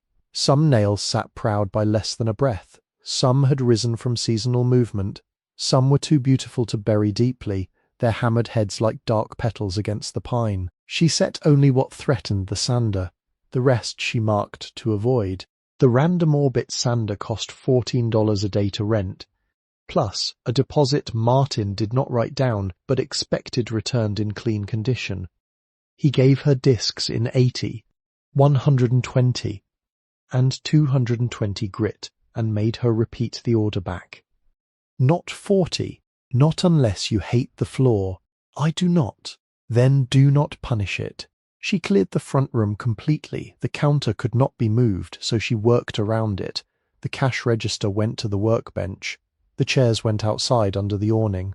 The stove stayed, cold and cleaned, while she covered its pipe opening with cloth. Dust would find its way everywhere regardless, but effort mattered. The first pass with 80 grit was loud enough to fill her bones. The sander trembled under both hands, wanting to drift. She moved with the grain, slowly, overlapping each pass, never pausing in one place long enough to hollow the wood. Dust rose in a pale cloud and settled on her hair, lashes, sleeves, and the front window boards. The pine emerged not clean, not yet, but visible.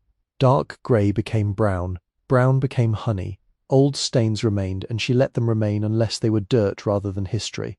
At noon she changed discs and swept. By afternoon her shoulders burned. At dusk she returned the sander to its case and sat on the step with her boots in the snow because the room inside was too dust-filled to breathe. The sky had cleared. The walnut branches held no leaves, only black lines against a pale western glow. The next day she made the 120 grit pass. The floor changed under that finer patience. Scratches softened. The planks began reflecting light in long, low bands. The rosehead nails stood dark and deliberate, no longer buried in neglect. On the third day she used 220 grit only where the wood asked for it. The walking paths, the counter front, the place where customers would have stood with radios in their arms. Tung oil was too costly alone, so Martin sold her a blend suited for old floors. Tung oil cut with citrus solvent for the first coat, then a second mixture with boiled linseed oil and a little varnish resin for durability. He wrote the cure times clearly: thin coats. Wipe excess after 30 minutes, 48 hours before the next. Rags dry flat outside, or they can burn by themselves. By themselves? Spontaneous combustion. Clara looked at the folded cloth in his hand. Oil rags are proud fools, he said. Treat them as such. The first coat sank into the pine so quickly she could almost hear thirst.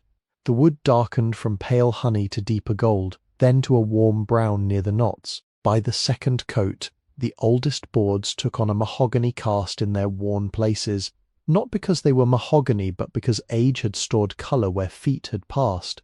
The third coat went on thin as breath. Clara worked barefoot in clean socks, backing toward the door, wiping with long strokes, checking for puddles at board edges. Then came the bad morning. It was January 29th. She woke with a heaviness that had nothing dramatic in it. Her hands ached before she used them. The floor needed only inspection. The workbench needed sorting. The pump needed thawing. The ledger needed numbers. The tape can still waited unopened. The world did not ask less of her because she was tired. She stood, folded the blanket, and nearly sat back down. Instead, she put on her coat and walked past the pump house, past the walnut trees, down toward the wash. Snow had melted in patches along the low ground, leaving mud dark as coffee. She followed the water farther than before, until it widened into a marshy place where cattails stood broken and tan, their heads torn by winter birds. A great blue heron lifted from the far edge, slow and prehistoric, its wings opening with no apology for their size. Clara stopped. The bird crossed the marsh in 6 deliberate beats and settled beneath a cottonwood snag. It stood there on one leg in the cold water, narrow head angled toward what could not be seen beneath the surface. It did not rush because hunger was real. It did not thrash because cold was real. It waited with its whole body arranged around attention. Clara sat on a flat stone and did not work that day. No roof failed because of it. No chimney collapsed. No debt collector found the road. The shop remained behind her, needing everything it had needed at dawn, and the world did not end from her absence. She watched the heron until clouds moved over the sun and the marsh lost its shine. Then she walked back slowly, carrying nothing but the knowledge that rest too had to be learned before it could be trusted. By February, the windows became unavoidable. There were 8 of them in all if she counted the 2 narrow workroom windows, the pair in the front, the small one above the back door, the high transom over the interior doorway, and 2 fixed panes in the lean-to wall that served no purpose yet, but still admitted light. 3 had no glass. 4 were cracked. 1, in the workroom's east wall, held original wavy glass so old and uneven that the world beyond it bent like heat above a road. The county record had listed the main structure as dating from the early 1930s, but Martin, after seeing the wavy pane and the sash construction, told Clara that window had likely been salvaged from an earlier building. Could be 1888, he said. She heard 1008 for one startled second and looked up too quickly. He corrected her without smiling. 18. Arizona was not waiting on your window in 17. Still, he made his point clearly. Do not replace that one. I will not. Repair began with removal, and removal required more care than force. The sash cords on the front windows had rotted through, leaving the weights hidden in the pockets like dropped anchors. Clara pried off the interior stops with a putty knife and thin bar, marking each one in pencil so it could return to the same place. She found cotton cord remnants inside the pockets, stiff and grey, tied long ago with knots that had held until weather defeated the fibres. Martin sold her 1/4-inch cotton sash cord by the foot and showed her the figure 8 knot around a counterweight. Not a granny knot, he said. No, sir. Weight drops. You will remember why. She fished the new cord over the pulley with a length of wire bent into a hook, tied the figure 8 around the iron weight, and listened as it settled inside the pocket with a satisfying hidden thud. The first sash lifted crooked. She lowered it, adjusted the cord, and tried again. The second time it rose evenly, staying half open without a prop. That felt like a private triumph too modest to name. Glazing was slower. The old putty had hardened into ridges that broke off in chips. Clara softened what she could with gentle heat from a borrowed gun, keeping the flame nowhere near the aged wood. She removed glazing points, cleaned rabbits, brushed away dust, and bedded each pane in a thin line of DAP 33 glazing putty warmed in her hands until it yielded. Martin had warned her not to lay putty cold and expect grace. She pressed the glass into the bed, set new points with the putty knife, then rolled putty between her palms into narrow ropes. The knife angle mattered too flat, and the bevel sagged, too steep, and the line looked starved. She learned to draw the blade in one firm motion, leaving a clean slope from wood to glass so water would shed outward. Corners took practice. Her first looked clumsy. She cut it out and tried again.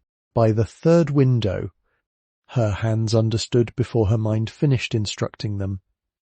The panes without glass received salvage pieces cut by a man at the lumber yard who measured twice and wrapped each sheet in newspaper. One pane had bubbles suspended inside, little trapped seeds of air. One had a faint scratch near the corner. Clara used them anyway. A perfect window would have looked like a lie in that wall. The cracked panes she kept if the crack was stable and not admitting weather. The long diagonal crack in the front left window she repaired temporarily with glazier's tape until money and weather allowed better. The workroom's wavy pane she did not remove. She cleaned it with water, vinegar, and a cotton cloth so soft it had once been part of a nightshirt. The glass turned clear by degrees, revealing the yard beyond in rippled lines. Through that pane, the walnut tree looked like something remembered through tears. February 21 brought sun bright enough to warm the sill. Clara had one window left, the backroom sash nearest the console radio. Its lower rail had swollen, and the pulleys were packed with dirt. She worked most of the morning with the sash laid across two chairs, scraping loose paint, clearing the groove, easing the cord through. Outside, snow slipped from the roof in sudden soft falls. When she set the final pane and drew the putty knife along the last bevel, a chickadee landed on the walnut branch outside. It was so near that she saw the black cap, the white cheek, the quick bead-bright eye. The bird tilted its head toward her work, then pecked once at the bark as if testing the tree's opinion. Clara held the knife still. The shop held its breath around them. For several seconds, worker and bird shared the restored square of light. Then the chickadee lifted away. Clara finished the corner, wiped the blade clean, and set the sash back into its frame. It rose and lowered with a faint whisper of cotton cord over pulley. No rattle, no gap wide enough for wind, no broken glass underfoot. She stood in the workroom with February light entering all 8 windows differently, straight from the front, rippled from the east, thin above the door, low through the lean-to, gold along the sill by the console radio. Dust still existed. The bowed wall still needed watching. The wiring remained dead. The tape can still waited for a machine capable of giving back its voice. But the roof held, the chimney drew, the floor shone, and the windows had begun admitting the world without surrendering the room. By late February, the walls began asking for their turn. Not loudly and not all at once. The building had become steadier in ways a stranger might not notice, but plaster was honest under changing heat. Once the stove drew clean and regular, the failed places near the chimney showed themselves plainly. 3 patches had loosened where smoke, damp, and years of neglect had worked behind the finish coat. One was above the stovepipe, one along the workroom doorway, and the worst was on the back wall where the chimney mass met the plaster. A grey blister with hairline cracks radiating outward like a map of dry riverbeds. Clara had learned by then not to mistake a surface for a structure. She tapped with the wooden handle of the putty knife and listened. Sound became her first tool, as it had been with radios. Solid plaster answered with a dull, confident note. Failed plaster answered hollow, a thin shell separated from the hand-split oak lath beneath it. She marked the hollow edges in pencil, then cut carefully along the lines with a utility knife so the damage would not travel farther than it had already gone. Behind the first loose patch was horsehair plaster, original grey-white and fibrous, clinging in places to narrow oak lath split by hand and nailed with dark, irregular heads. The hair showed as fine dark threads in the broken edge, twisted through lime like memory through a house. Clara touched it once and then drew back. It deserved more than being smeared over with modern compound and forgotten. Martin had been expecting the question before she asked it. "Do not use premix," he said. They were standing in the back aisle of the hardware store, beside bags of gypsum, patching compound and mortar that promised quick setting in cheerful letters. He ignored those bags entirely and opened a lower cabinet where older supplies had been kept past their usual age because men like Martin distrusted throwing away what still had a use. From the bottom shelf he pulled a paper sack tied with twine. "Horsehair," he said. "My father bought it in the 50s. Still good, if it is dry." Clara lifted the edge of the sack. Inside lay pale and dark fibres, clean, wiry, faintly dusty. They looked too delicate to hold a wall, yet the walls had proved otherwise. The mix was written for her in Martin's square hand. Lime putty, clean sand, a small portion of gauging plaster only where faster set was needed, horsehair teased apart and folded through the scratch coat. Wet the lath. Do not drown it. Press the first coat through the gaps so it mushrooms behind the wood and grips when cured. Scratch it while green, brown coat 3/8 inch, wait 72 hours, finish coat 1/8 inch, smooth but not slick. Walls that old do not want to look young, he said. No, sir. The first day was preparation. Clara removed only what had failed, catching debris in a box and saving any fragments that showed original thickness. She brushed dust from the lath, vacuumed with Martin's borrowed shop vac run from his portable generator, and misted the wood with a pump sprayer until it darkened but did not drip. Then she mixed the scratch coat in a plastic tub with a margin trowel, folding in teased horsehair until it vanished into the lime and sand. The plaster was slower than mortar, softer under the trowel, and more particular about pressure. She pressed it into the lath until it pushed through and caught behind, then built it only thick enough to cover. While it was still green, she scored it with a notched scrap of wood, making horizontal lines so the next coat would have a key. The surface looked rough, even ugly, but ugly in the service of holding. 72 hours later, she laid the brown coat. 3/8 of an inch. No more. She measured depth with a marked coffee stirrer and laughed once. Very softly, because no one could see her inspecting a wall with such seriousness. The laugh did not break anything. It simply entered the plastering day and passed. The finish coat came thin, 1/8 inch, worked with the steel trowel until it met the surrounding wall without pretending to erase the seam entirely. Clara feathered the edges with a damp brush. The repaired places dried lighter, then settled toward the old colour. They would show if someone looked with judgment. They would disappear if someone looked with understanding. When the last patch firmed under her hand, Clara stood by the stove and rested the clean trowel against her palm. "These patches will hold another 100 years," she said it without raising her voice. The room accepted the sentence. Doris Bell first appeared in the doorway on a Tuesday with 2 paper bags and no intention of being welcomed properly. She owned the cafe on the old road, the one with blue curtains and pies cooling in the front window even in weather when few people drove far enough to buy them. She was a compact woman in her 60s with iron-grey hair pinned at the back of her head, forearms strong from years of lifting coffee urns, and a pencil tucked above one ear. Her coat was unbuttoned though the wind was cold, as if she had stepped out quickly and expected the world to wait. Clara had the front door open because plaster needed air. She was washing a brush in a coffee can when Doris came up the step, set the bags just inside the threshold, and looked around once. "So it has a floor now?" "Yes." "Ma'am." "Good."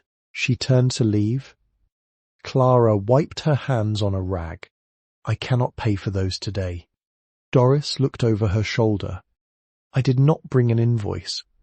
Inside the bags were potatoes, onions, 2 heel ends of ham wrapped in butcher paper, day-old biscuits, a jar of peach jam, coffee grounds in a folded paper packet, and a slice of pie in a white box with no label. Later, Clara found a receipt tucked at the bottom and tried to bring it to the cafe with $3.40, all she could spare that week.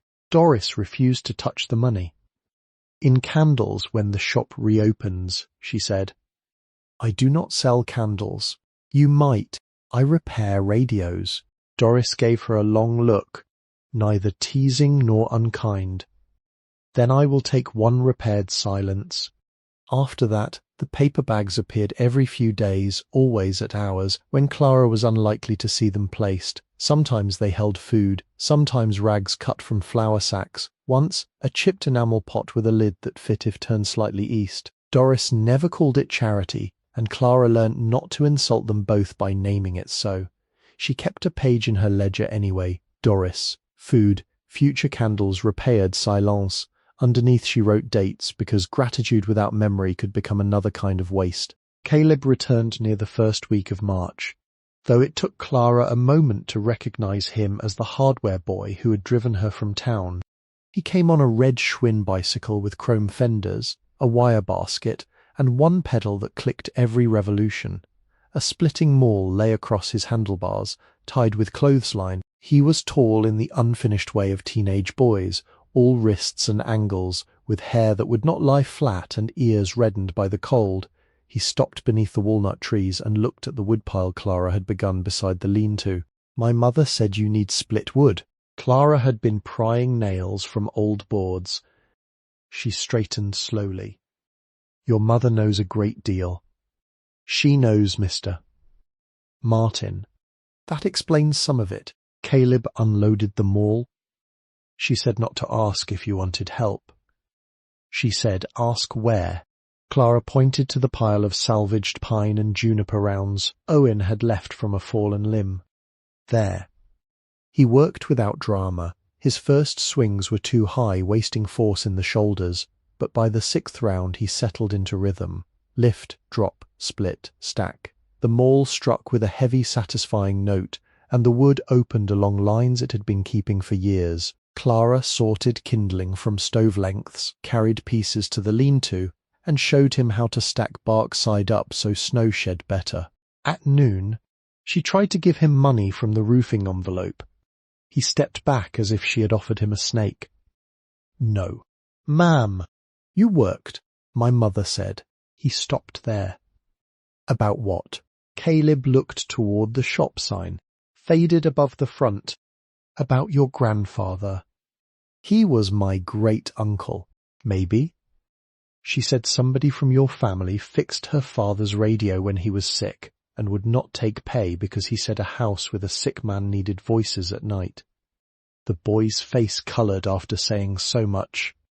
He picked up the maul again and drove it into a stubborn round that had refused twice. Clara let the matter rest.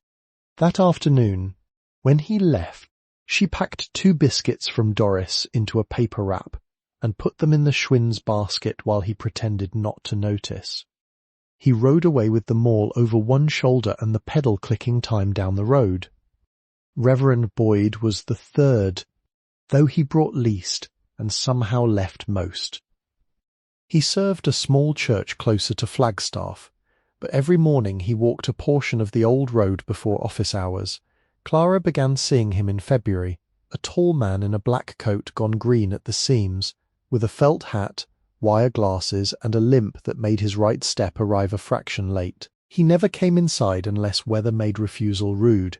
He did not carry pamphlets. He did not ask whether she had been saved as if people were furniture pulled from a flood. He simply passed the shop at 8:30 most mornings, lifted 2 fingers to the brim of his hat, and kept walking. The first time snow fell after the windows were repaired, he stopped long enough to admire the front sash. Glass changes a room. Yes, sir. Also a person. He said this without asking which kind she meant to become. On a morning when Clara was carrying ash to the pit beyond the pump house, he paused by the walnut trees. The cold had turned his ears red. Breath rose from him in a thin cloud. May I pray as I pass? Clara held the ash bucket with both hands. If you want. He nodded once. After that, each morning, he tipped his hat and said the same 4 words, no more, no less. Keep her in mercy. He did not say who her was. Clara did not ask. It could have meant the shop, or Clara, or the road, or some woman he had lost long ago and named again under his breath because prayer allowed such folding. The words entered the morning and moved on. By March, Clara found herself listening for the rhythm of his uneven steps before she saw him.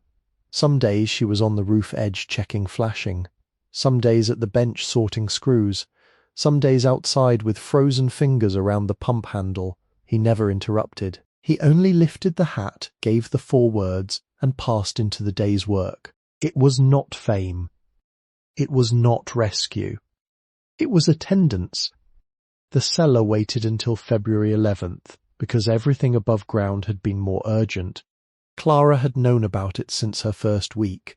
A trapdoor behind the workroom bench, half hidden under warped plywood and a stack of ruined service manuals, opened to a set of stone steps descending into darkness. She had lifted it once, smelled damp earth and mineral cold, then closed it again because a roof leak could ruin a room faster than curiosity could help it. By the time she returned to it, the chimney drew clean, the worst plaster had been cut away, and the windows had begun their slow cure under putty. She chose a morning with clear weather, set the ladder near the opening, and tied a length of clothesline around her waist with the other end secured to the workbench leg. It was not a perfect safety measure. It was better than pretending. The stairs were granite, 7 steps down, each one worn in the middle by older feet. Dust lay thick on the edges. The walls were fieldstone, dry laid in places and mortared in others, with lime bloom tracing pale maps between the joints. At the bottom, her flashlight revealed a space about 12 feet by 15 feet, low enough that she had to mind her head near a beam, cool enough that her breath showed faintly. The floor was fieldstone except at the centre, where a single dressed granite slab lay flush with the surrounding stones.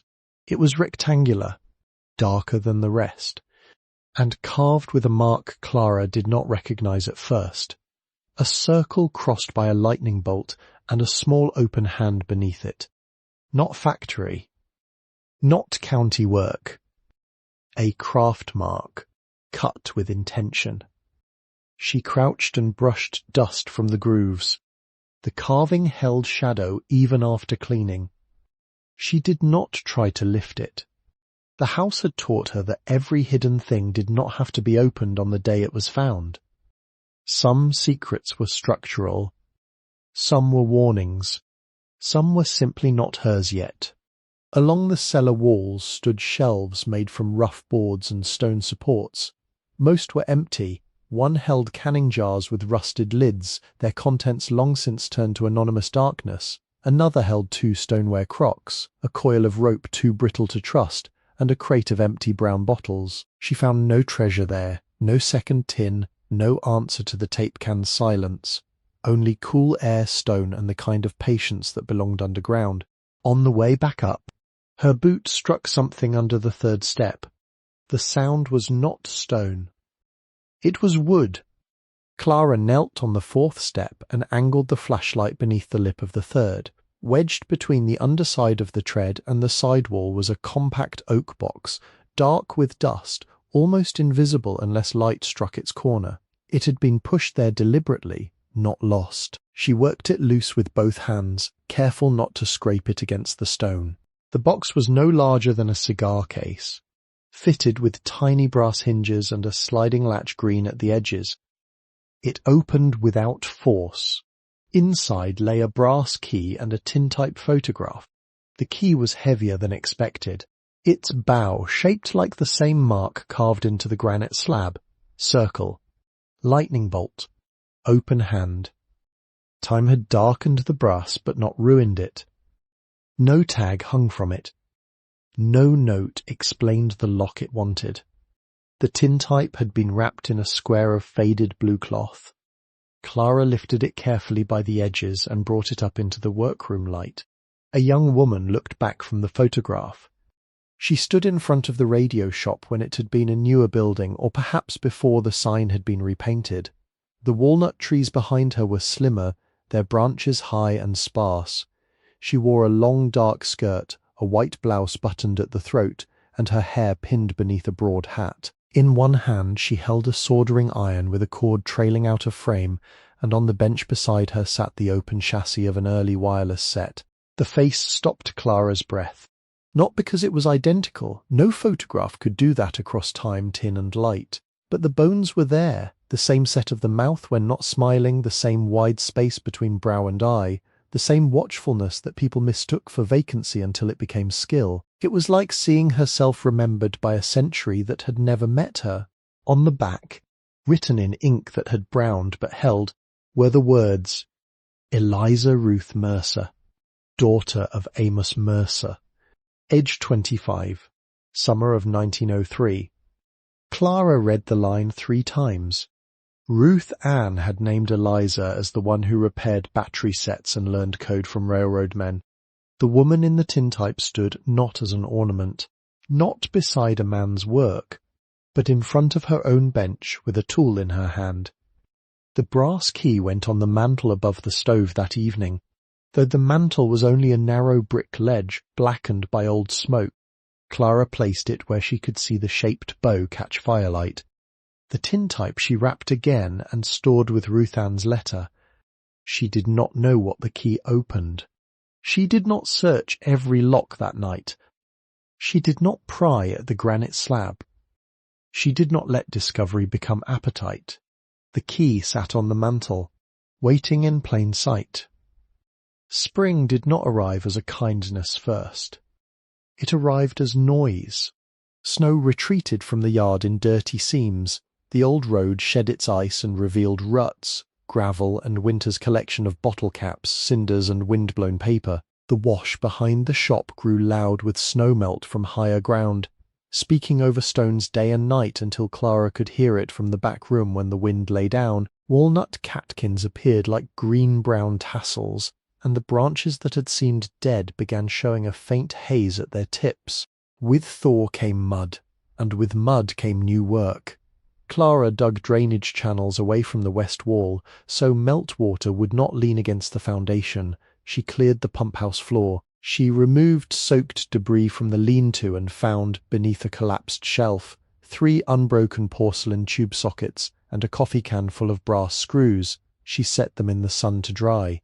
The building smelled different in April, less closed, less mineral. Damp earth still entered through the cellar, and soot still lived in the chimney brick, but the front room began to hold the clean smell of pine floor warmed by daylight. When the windows were opened, even a little air moved through the shop and lifted the edge of Ruth Ann's letter. Where Clara had placed a copy sheet beside it for study, she had not yet begun the trade in earnest.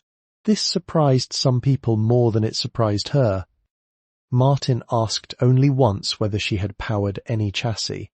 When she said no, he nodded. Good. Caleb asked whether radios were hard to fix. Yes. Harder than roofs? Quieter about being hard. He seemed to accept that. The truth was simpler than fear and slower than talent. Clara would not begin on the console or any valuable set until she had practiced on scrap. She ordered through Martin a small assortment of modern resistors, film capacitors, terminal strips, heat shrink tubing, and a temperature-controlled soldering station paid for with one of the least rare coins from the tin. She chose that coin carefully, documenting it in the ledger, 1 common Washington quarter from a split roll, spent toward practice materials. Not because Ruth Ann had forbidden spending, but because spending from inheritance required witness. For 2 weeks, Clara soldered only samples. She cut wires to length, stripped cloth and PVC insulation without nicking copper, tinned leads, made Western Union splices, soldered them bright and smooth, then cut them apart to inspect flow.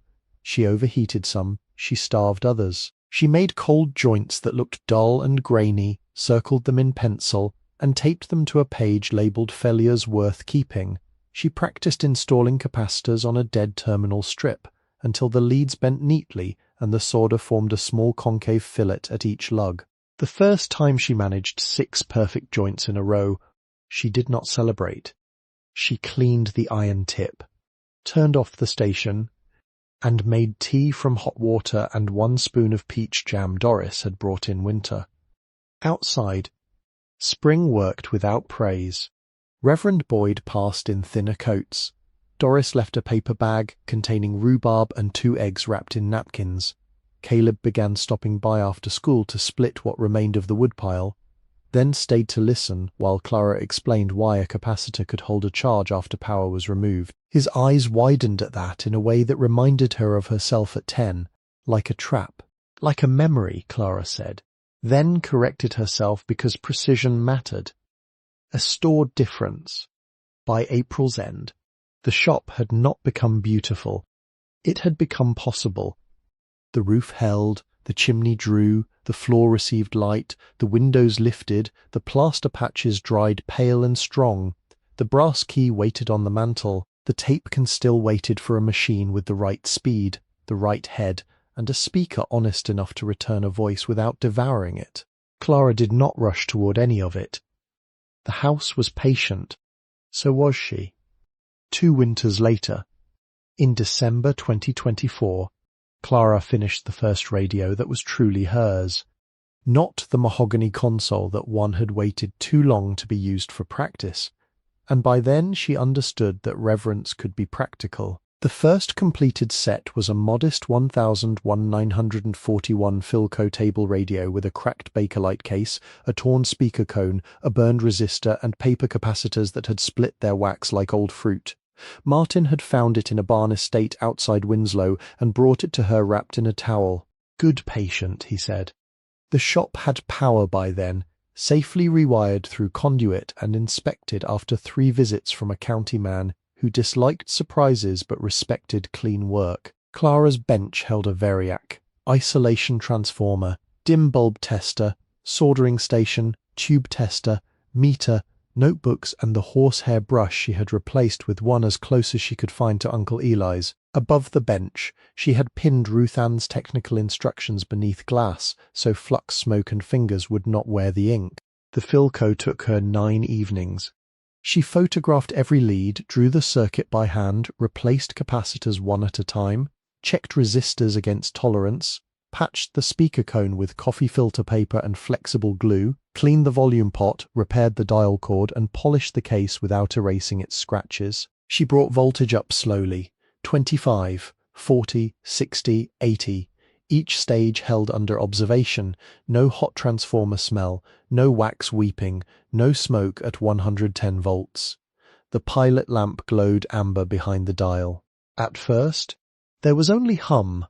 Clara adjusted the antenna lead, touched the tuning knob, and moved slowly across the band. Static rose and fell like weather over dry grass. Then between 2 stations a voice arrived, faint then clearer. A man reading the evening news from Flagstaff, his words softened by distance and the small speaker's paper cone. Caleb, taller now, and trying not to show how closely he was listening, stood beside the counter with sawdust on his jacket. Doris sat in one of the wooden chairs, hands folded over her purse. Martin leaned against the doorframe, saying nothing. Reverend Boyd had stopped on his walk and remained near the stove, hat in both hands. The radio spoke. No one applauded. That would have been too much noise for such a return. Doris pressed 2 fingers beneath one eye, and then reached for a napkin, as if she had only remembered something in her purse. Martin looked toward the ceiling and cleared his throat. Caleb grinned down at the floor. Reverend Boyd whispered his 4 words, but softer than usual. Clara turned the volume down until the voice sat gently in the room. The interior by then had become what the building had been trying to remember. The front room held 2 chairs, the counter, the restored cash register, a corkboard for repair tags, and shelves of radios awaiting their turn, wooden tombstones, plastic kitchen sets, battered transistors from later decades, and 3 consoles too large for any sensible person to bring through the door. The pine floor had darkened under use to warm honey near the entrance and deeper brown along the counter. The plaster patches had cured into quiet islands in winter. The stove gave a heat that moved slowly through the rooms and left the windows clear at their centres, fogged only at the edges. The workroom was orderly without becoming precious. Drawers labelled by handheld resistors, capacitors, dial cord, grommets, tube sockets, pilot lamps, grill cloth, veneer scraps, fuses and knobs. The tube tester worked after a cord replacement and careful calibration. The old console radio still stood near the back wall, no longer gutted, its chassis rebuilt but not yet powered for regular use. Beside it, on a narrow shelf, rested the sealed tape can, opened now, transferred once, and stored in a new archival box after giving back its voice. The voice had been Daniel's. It took 14 months to hear it. A retired audio technician in Prescott had answered a notice Martin placed through a friend of a friend. Clara carried the tape there in a padded box on a clear September morning, and the technician treated it with the care of a surgeon and a librarian combined. The recording was fragile, he warned. It had been made near the end of Daniel's life, copied to reel by someone with access to older equipment, then sealed away. The tape squealed once during cleaning and had to be stopped, rested, and coaxed forward with patient work. When Clara finally heard it, the voice was thin, lower than memory, broken in places by breath. He told her he had not left anything willingly. He told her he had trusted the wrong signatures because illness made speed seem merciful. He told her he had tried to protect both daughters and failed the one who had listened best. He did not accuse by name. He did not ask Clara to pursue anyone. He only said, in a voice worn nearly through, that Uncle Eli had told him about a place in Arizona where Whitcomb work had once lived, and that if any scrap of decency remained in the family line, it might be hidden there. Then came the sentence she played only once after the first hearing. Because once was enough.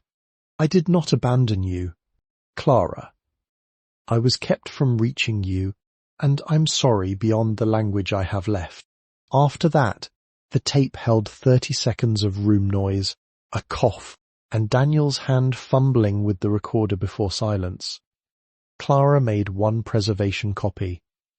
She did not send it to anyone in Ohio. She did not use it as proof in a court or as a weapon in a letter. The truth had arrived. It did not need to travel where it would be mishandled. The brass key took longer to explain itself. It remained on the mantel through spring, summer, and another winter, catching firelight in its shaped bow. Clara tried it in the front door, the back door, the old cash register, the parts cabinet, the cellar trap, and every drawer with a lock. It fit none of them. She did not force it. By the second year, it had become part of the room, like the porcelain knob on the counter, or the repaired crack in the front glass. The answer came during a December windstorm in 2024, 3 days after the Philco spoke. A dead limb tore loose from the north walnut and struck the ground near the pump house. Caleb came with a handsaw and rope, and together he and Clara cut the limb into manageable lengths. While clearing brush from the trunk, Caleb noticed a greenish line behind the horseshoe, almost swallowed by bark. Is that metal? Clara crouched beside him. Behind the iron curve, where the tree had grown around the old horseshoe, a narrow brass plate sat recessed in the bark. It had been hidden not by secrecy alone, but by living wood. Only the fallen limb and a split piece of outer bark had exposed the edge. The plate was no wider than 2 fingers, dark with age, and at its centre was a keyhole. Clara went inside for the key. It entered reluctantly, then fully. She turned it with both hands, one steadying the plate, one moving the bow shaped like circle, lightning and open hand. Something inside the trunk clicked, not loudly, but with the satisfying release of a catch that had been waiting under pressure. A small panel of wood, cut from the tree long ago and fitted back so skillfully that bark had disguised the seam, loosened beneath the horseshoe. Inside was a cavity lined with tin. Within the cavity lay a folded 48-star flag, wrapped in oilcloth, and a note in a woman's hand older than Ruth Ann's. The paper was dated November 11th, 1945. Clara carried both inside before opening them fully. The note was from Eliza Ruth Mercer, the woman in the tintype, written late in life after the Second War had ended, but before grief had become history in the mouths of strangers. It named Thomas Edwin Whitcomb, wounded in France the previous year, and asked that the flag be kept, not for display but for remembrance. It said that a country could ask too much of ordinary sons and still be loved by those who buried them. It said the flag should remain folded until someone in the line had hands patient enough to repair what peace had neglected. At the bottom, Eliza had drawn the same craft mark and written, "Open only when the shop speaks again." The Philco had spoken 3 days before. Clara read the note twice at the counter while the restored radio turned low, carried a weather report into the room. Caleb stood by the stove, hat in his hands. Martin had come after being called from the hardware store, and Doris arrived still wearing her apron. Reverend Boyd came last, walking faster than his limp preferred, his cheeks red from cold. The flag was unfolded only enough to confirm its state, then refolded along its lines. Its stars were arranged for a country that had existed before Alaska and Hawaii entered the count. Its cloth smelled of cedar, oil, and the hollow inside the walnut tree. Clara did not hang it. The note had been clear. On May 8th, 2025, Clara took Thomas Edwin Whitcomb's Purple Heart to Citizen Cemetery in Flagstaff, where a veterans section held names from more wars than any one mourning could carry. She had found his grave after months of records, service files, cemetery indexes, a newspaper notice from 1945, and help from a volunteer archivist who answered emails late at night. Thomas had died after returning stateside, not in France, as Ruth Ann's letter had first led Clara to believe, but of wounds and infection carried home. The error did not feel like betrayal. Families often spoke war through fog. May 8 was Victory in Europe Day, 80 years after the war in Europe ended. Clara chose that date because the year on the card had led her there, and because spring grass had come up around the flat markers. She brought no camera. Martin drove because the cemetery roads were uneven. Reverend Boyd stood at a distance, hat over his heart. Doris sent flowers wrapped in brown paper, not from a florist but from her own yard, iris, lilac, and one early rose that had opened before the others. Clara placed the medal case on the grave for 1 minute. No longer. It did not belong outdoors. It belonged protected, named, and remembered. She read Thomas's name aloud once, then the date, then stood until the wind moved through the cemetery trees and lifted the edge of the paper around the flowers. Afterward, she carried the medal back to the shop and placed it in a shallow display drawer beneath glass, with a handwritten card explaining the name, year, and grave location. Not heroics, not spectacle, just enough truth that the next keeper would not have to begin in darkness. The money remained mostly untouched. This surprised everyone who did not know Clara well and no one who did. She spent what Ruth Ann had permitted in the plain categories Ruth Ann had named roof, heat, glass, legal papers, medicine when winter cough settled in her lungs, and food when pride tried to call hunger discipline. She spent 3 coins in the first year, then a 4th for practice materials, and later a 5th for archival storage supplies after the tape was transferred. Each coin was logged, described, and replaced in the record by a note explaining where its value had gone. The rest stayed sealed. Not in the original tin alone. Clara learned enough about preservation to separate paper, coins, medal, flag, letters, and tape into safer storage. She bought acid-free envelopes, cotton gloves, silica packets, and a small fire-rated chest bolted beneath the workbench. The original tin remained with the collection because containers too carried witness, but the money itself was no longer treated as rescue waiting to be spent. It was reserve, instruction, and welcome deferred. On the inside of the fire chest, Clara taped a plain note. For the next one. She did not know who that would be. A niece not yet born, a stranger with no blood claim but the right kind of hands. Caleb, perhaps, if his life turned towards circuits and wood and the patient labour of listening, or someone none of them could imagine, arriving in need long after Clara had become a name on paper. That thought did not frighten her as it once might have. Inheritance, Ruth Ann had written, was the chance to become careful with what another person could not finish. By late 2025, the shop had reopened so quietly that there was no first day to mark. Doris put an index card on the cafe corkboard between a notice for piano lessons and a flyer for a church rummage sale. It read, in Clara's block handwriting, radio repair, tube sets, cabinet cleaning, small electrical diagnosis, Canyon wireless and radio service, OLD Winona Road, leave name with Doris. At first the names came slowly, a man with a farm radio from his father's shed, a woman whose kitchen set had belonged to her mother and still smelled faintly of bacon grease when warmed, a retired teacher with a Zenith Transoceanic wrapped in a bath towel, a truck driver who had bought a Bakelite radio at a yard sale because the colour reminded him of his grandmother's pantry. Some repairs were possible, some were not. Clara learned to say no without making failure sound like abandonment. The mailing list grew in a notebook beside the register. 40 names by Thanksgiving, then 43, then 47. Not customers exactly, more like witnesses. People who wanted to know when a set was restored, when Clara needed parts, when Doris had left too many biscuits, when Caleb found a box of tubes at an estate sale and rode in with them tied to the Schwinn, though he had long since outgrown it. There was no sign with bright paint yet.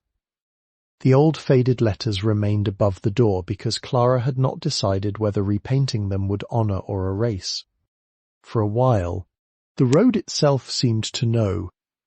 Cars slowed. Some stopped. Not many. Enough. The new sign came from Caleb. He arrived one cold afternoon carrying a board wrapped in an old quilt. He was 19 then, broader in the shoulders, with less awkwardness in his wrists, and the same careful way of looking at a thing before touching it. The Schwinn had been replaced by a used pickup with one blue door and one white one. He would be leaving in January for a technical program in Phoenix, electronics and instrumentation, though he spoke of it as if saying the plan too loudly might make it proud. Made something, he said. Clara was testing tubes at the bench. For school. For here. He unwrapped the quilt on the front counter. The sign was carved from walnut. Not from the shop trees, he said quickly, because he knew she would ask. The board had been planed smooth but left with its live edge along the bottom. The letters were cut deep and clean by hand, then darkened with stain so they stood out without shouting. Canyon Wireless Daughters. Clara read it once, then placed both hands flat on the counter. The plural did the work. Not daughter, not Clara's name, not a claim of ownership made small enough to fit one life. Daughters, Ruth Ann, Eliza, Clara, Marianne in her folded silence, wounded and failing but not erased. Even Lillian, though Clara did not invite her shadow in. Women who had carried, repaired, hidden, withheld, given, lost, and listened. The word did not absolve anyone. It widened the room. I can change it, Caleb said too quickly. If it is not right. Clara shook her head. It is right. Martin came the next morning with proper hanging hardware. Owen Price, thinner but still irritated by poor technique, supervised from the ground. Reverend Boyd held the ladder without being asked. Doris brought coffee and 3 kinds of pie because she said signs were hungry work. They hung the walnut board beneath the faded painted letters, not covering them, past above, present below. When the sign settled into place, a truck passed on the road, slowed, then continued. No one cheered. Doris wiped her nose with a napkin. Caleb stood with his hands in his pockets, looking at the gravel. Martin said the left side was 1/8 inch low. Owen told him the world could bear it. That evening, after everyone had gone, Clara lit the lamp on the workbench and took out a stack of cream paper. She had bought the paper in Flagstaff after holding it up to the light in the store and choosing the kind that felt strong enough to be folded and unfolded by hands not yet born. Ruth Ann's letter lay beside her under glass.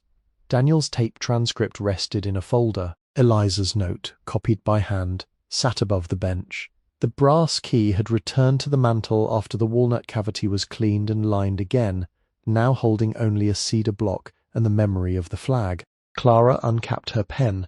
The first words were already known, and because they had been given, she did not alter them. My dear one, whoever you are. She paused after writing the line. The shop made its night sounds around her.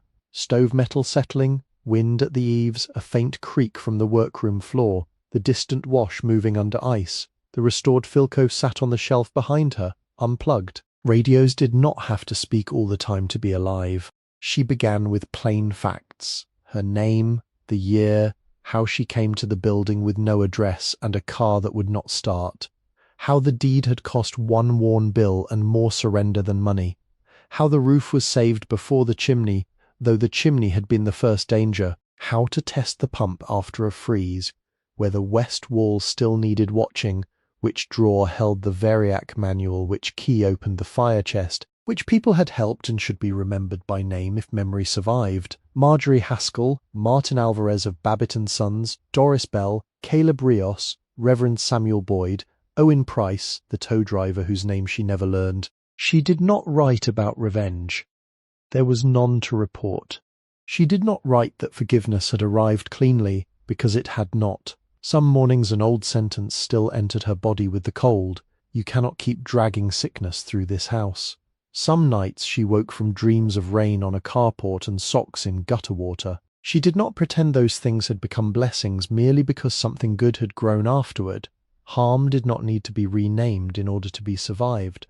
But she wrote that a person could live without returning to the doorway where she had been refused. She wrote that money should be used to keep the next one from silence. She wrote that tools must be cleaned before storage, that oil rags must dry flat outdoors, that old capacitors can hold a charge, that a radio should be powered slowly after long sleep, that hide glue should never boil, and that glass putty worked best when warmed in patient hands. She wrote until the stove burned low. Near the end she set down what she had learned from the shop without making it grand. A building abandoned by records might still be holding instructions. A craft interrupted by grief might still be taught by objects. A voice kept from its child might still arrive through tape, oxide and care. A family line could be broken in one generation and mended, not completely, but honestly, by someone who refused to lie about the break. Then she wrote the sentence Ruth Ann had given her, because some sentences were not owned but carried. The house is not empty. It has been waiting. You are welcome here. She signed her full name beneath it. Clara May Whitcomb, December 21st, 2025. She did not seal the letter that night. It needed more pages, exact instructions, a map, copies of records, Caleb's new address if he allowed it, a note about the brass plate in the walnut and the flag now stored properly at the County Historical Archive with a copy of Eliza's letter, a warning about the cellar slab, which still had not been lifted. Some waiting had to remain for the future, not as a trick, but as trust. Outside, snow began again. It fell on the walnut sign on the old road on the roof. Owen had made her redo in one place, on the chimney that had learned to carry smoke cleanly, on the pump house, on the cattle guard, on the highway where travellers passed without knowing how many lives had been held in the brick building below the trees. Inside, Clara set the unfinished letter beside Ruth Ann's and turned down the lamp. The radio shop waits. It has always waited. Far across town, in a county office drawer that smelled of paper, ink and brass, Marjorie Haskell still kept the first $6 bill beneath a paperclip in the back of her desk. She had written no note on it. She had told no one why it was there. But sometimes when a disposal file crossed her counter and some forgotten place came up for judgment, she opened the drawer, touched the worn bill once, and remembered that a condemned building was not always empty. Sometimes it was only waiting for the right listener.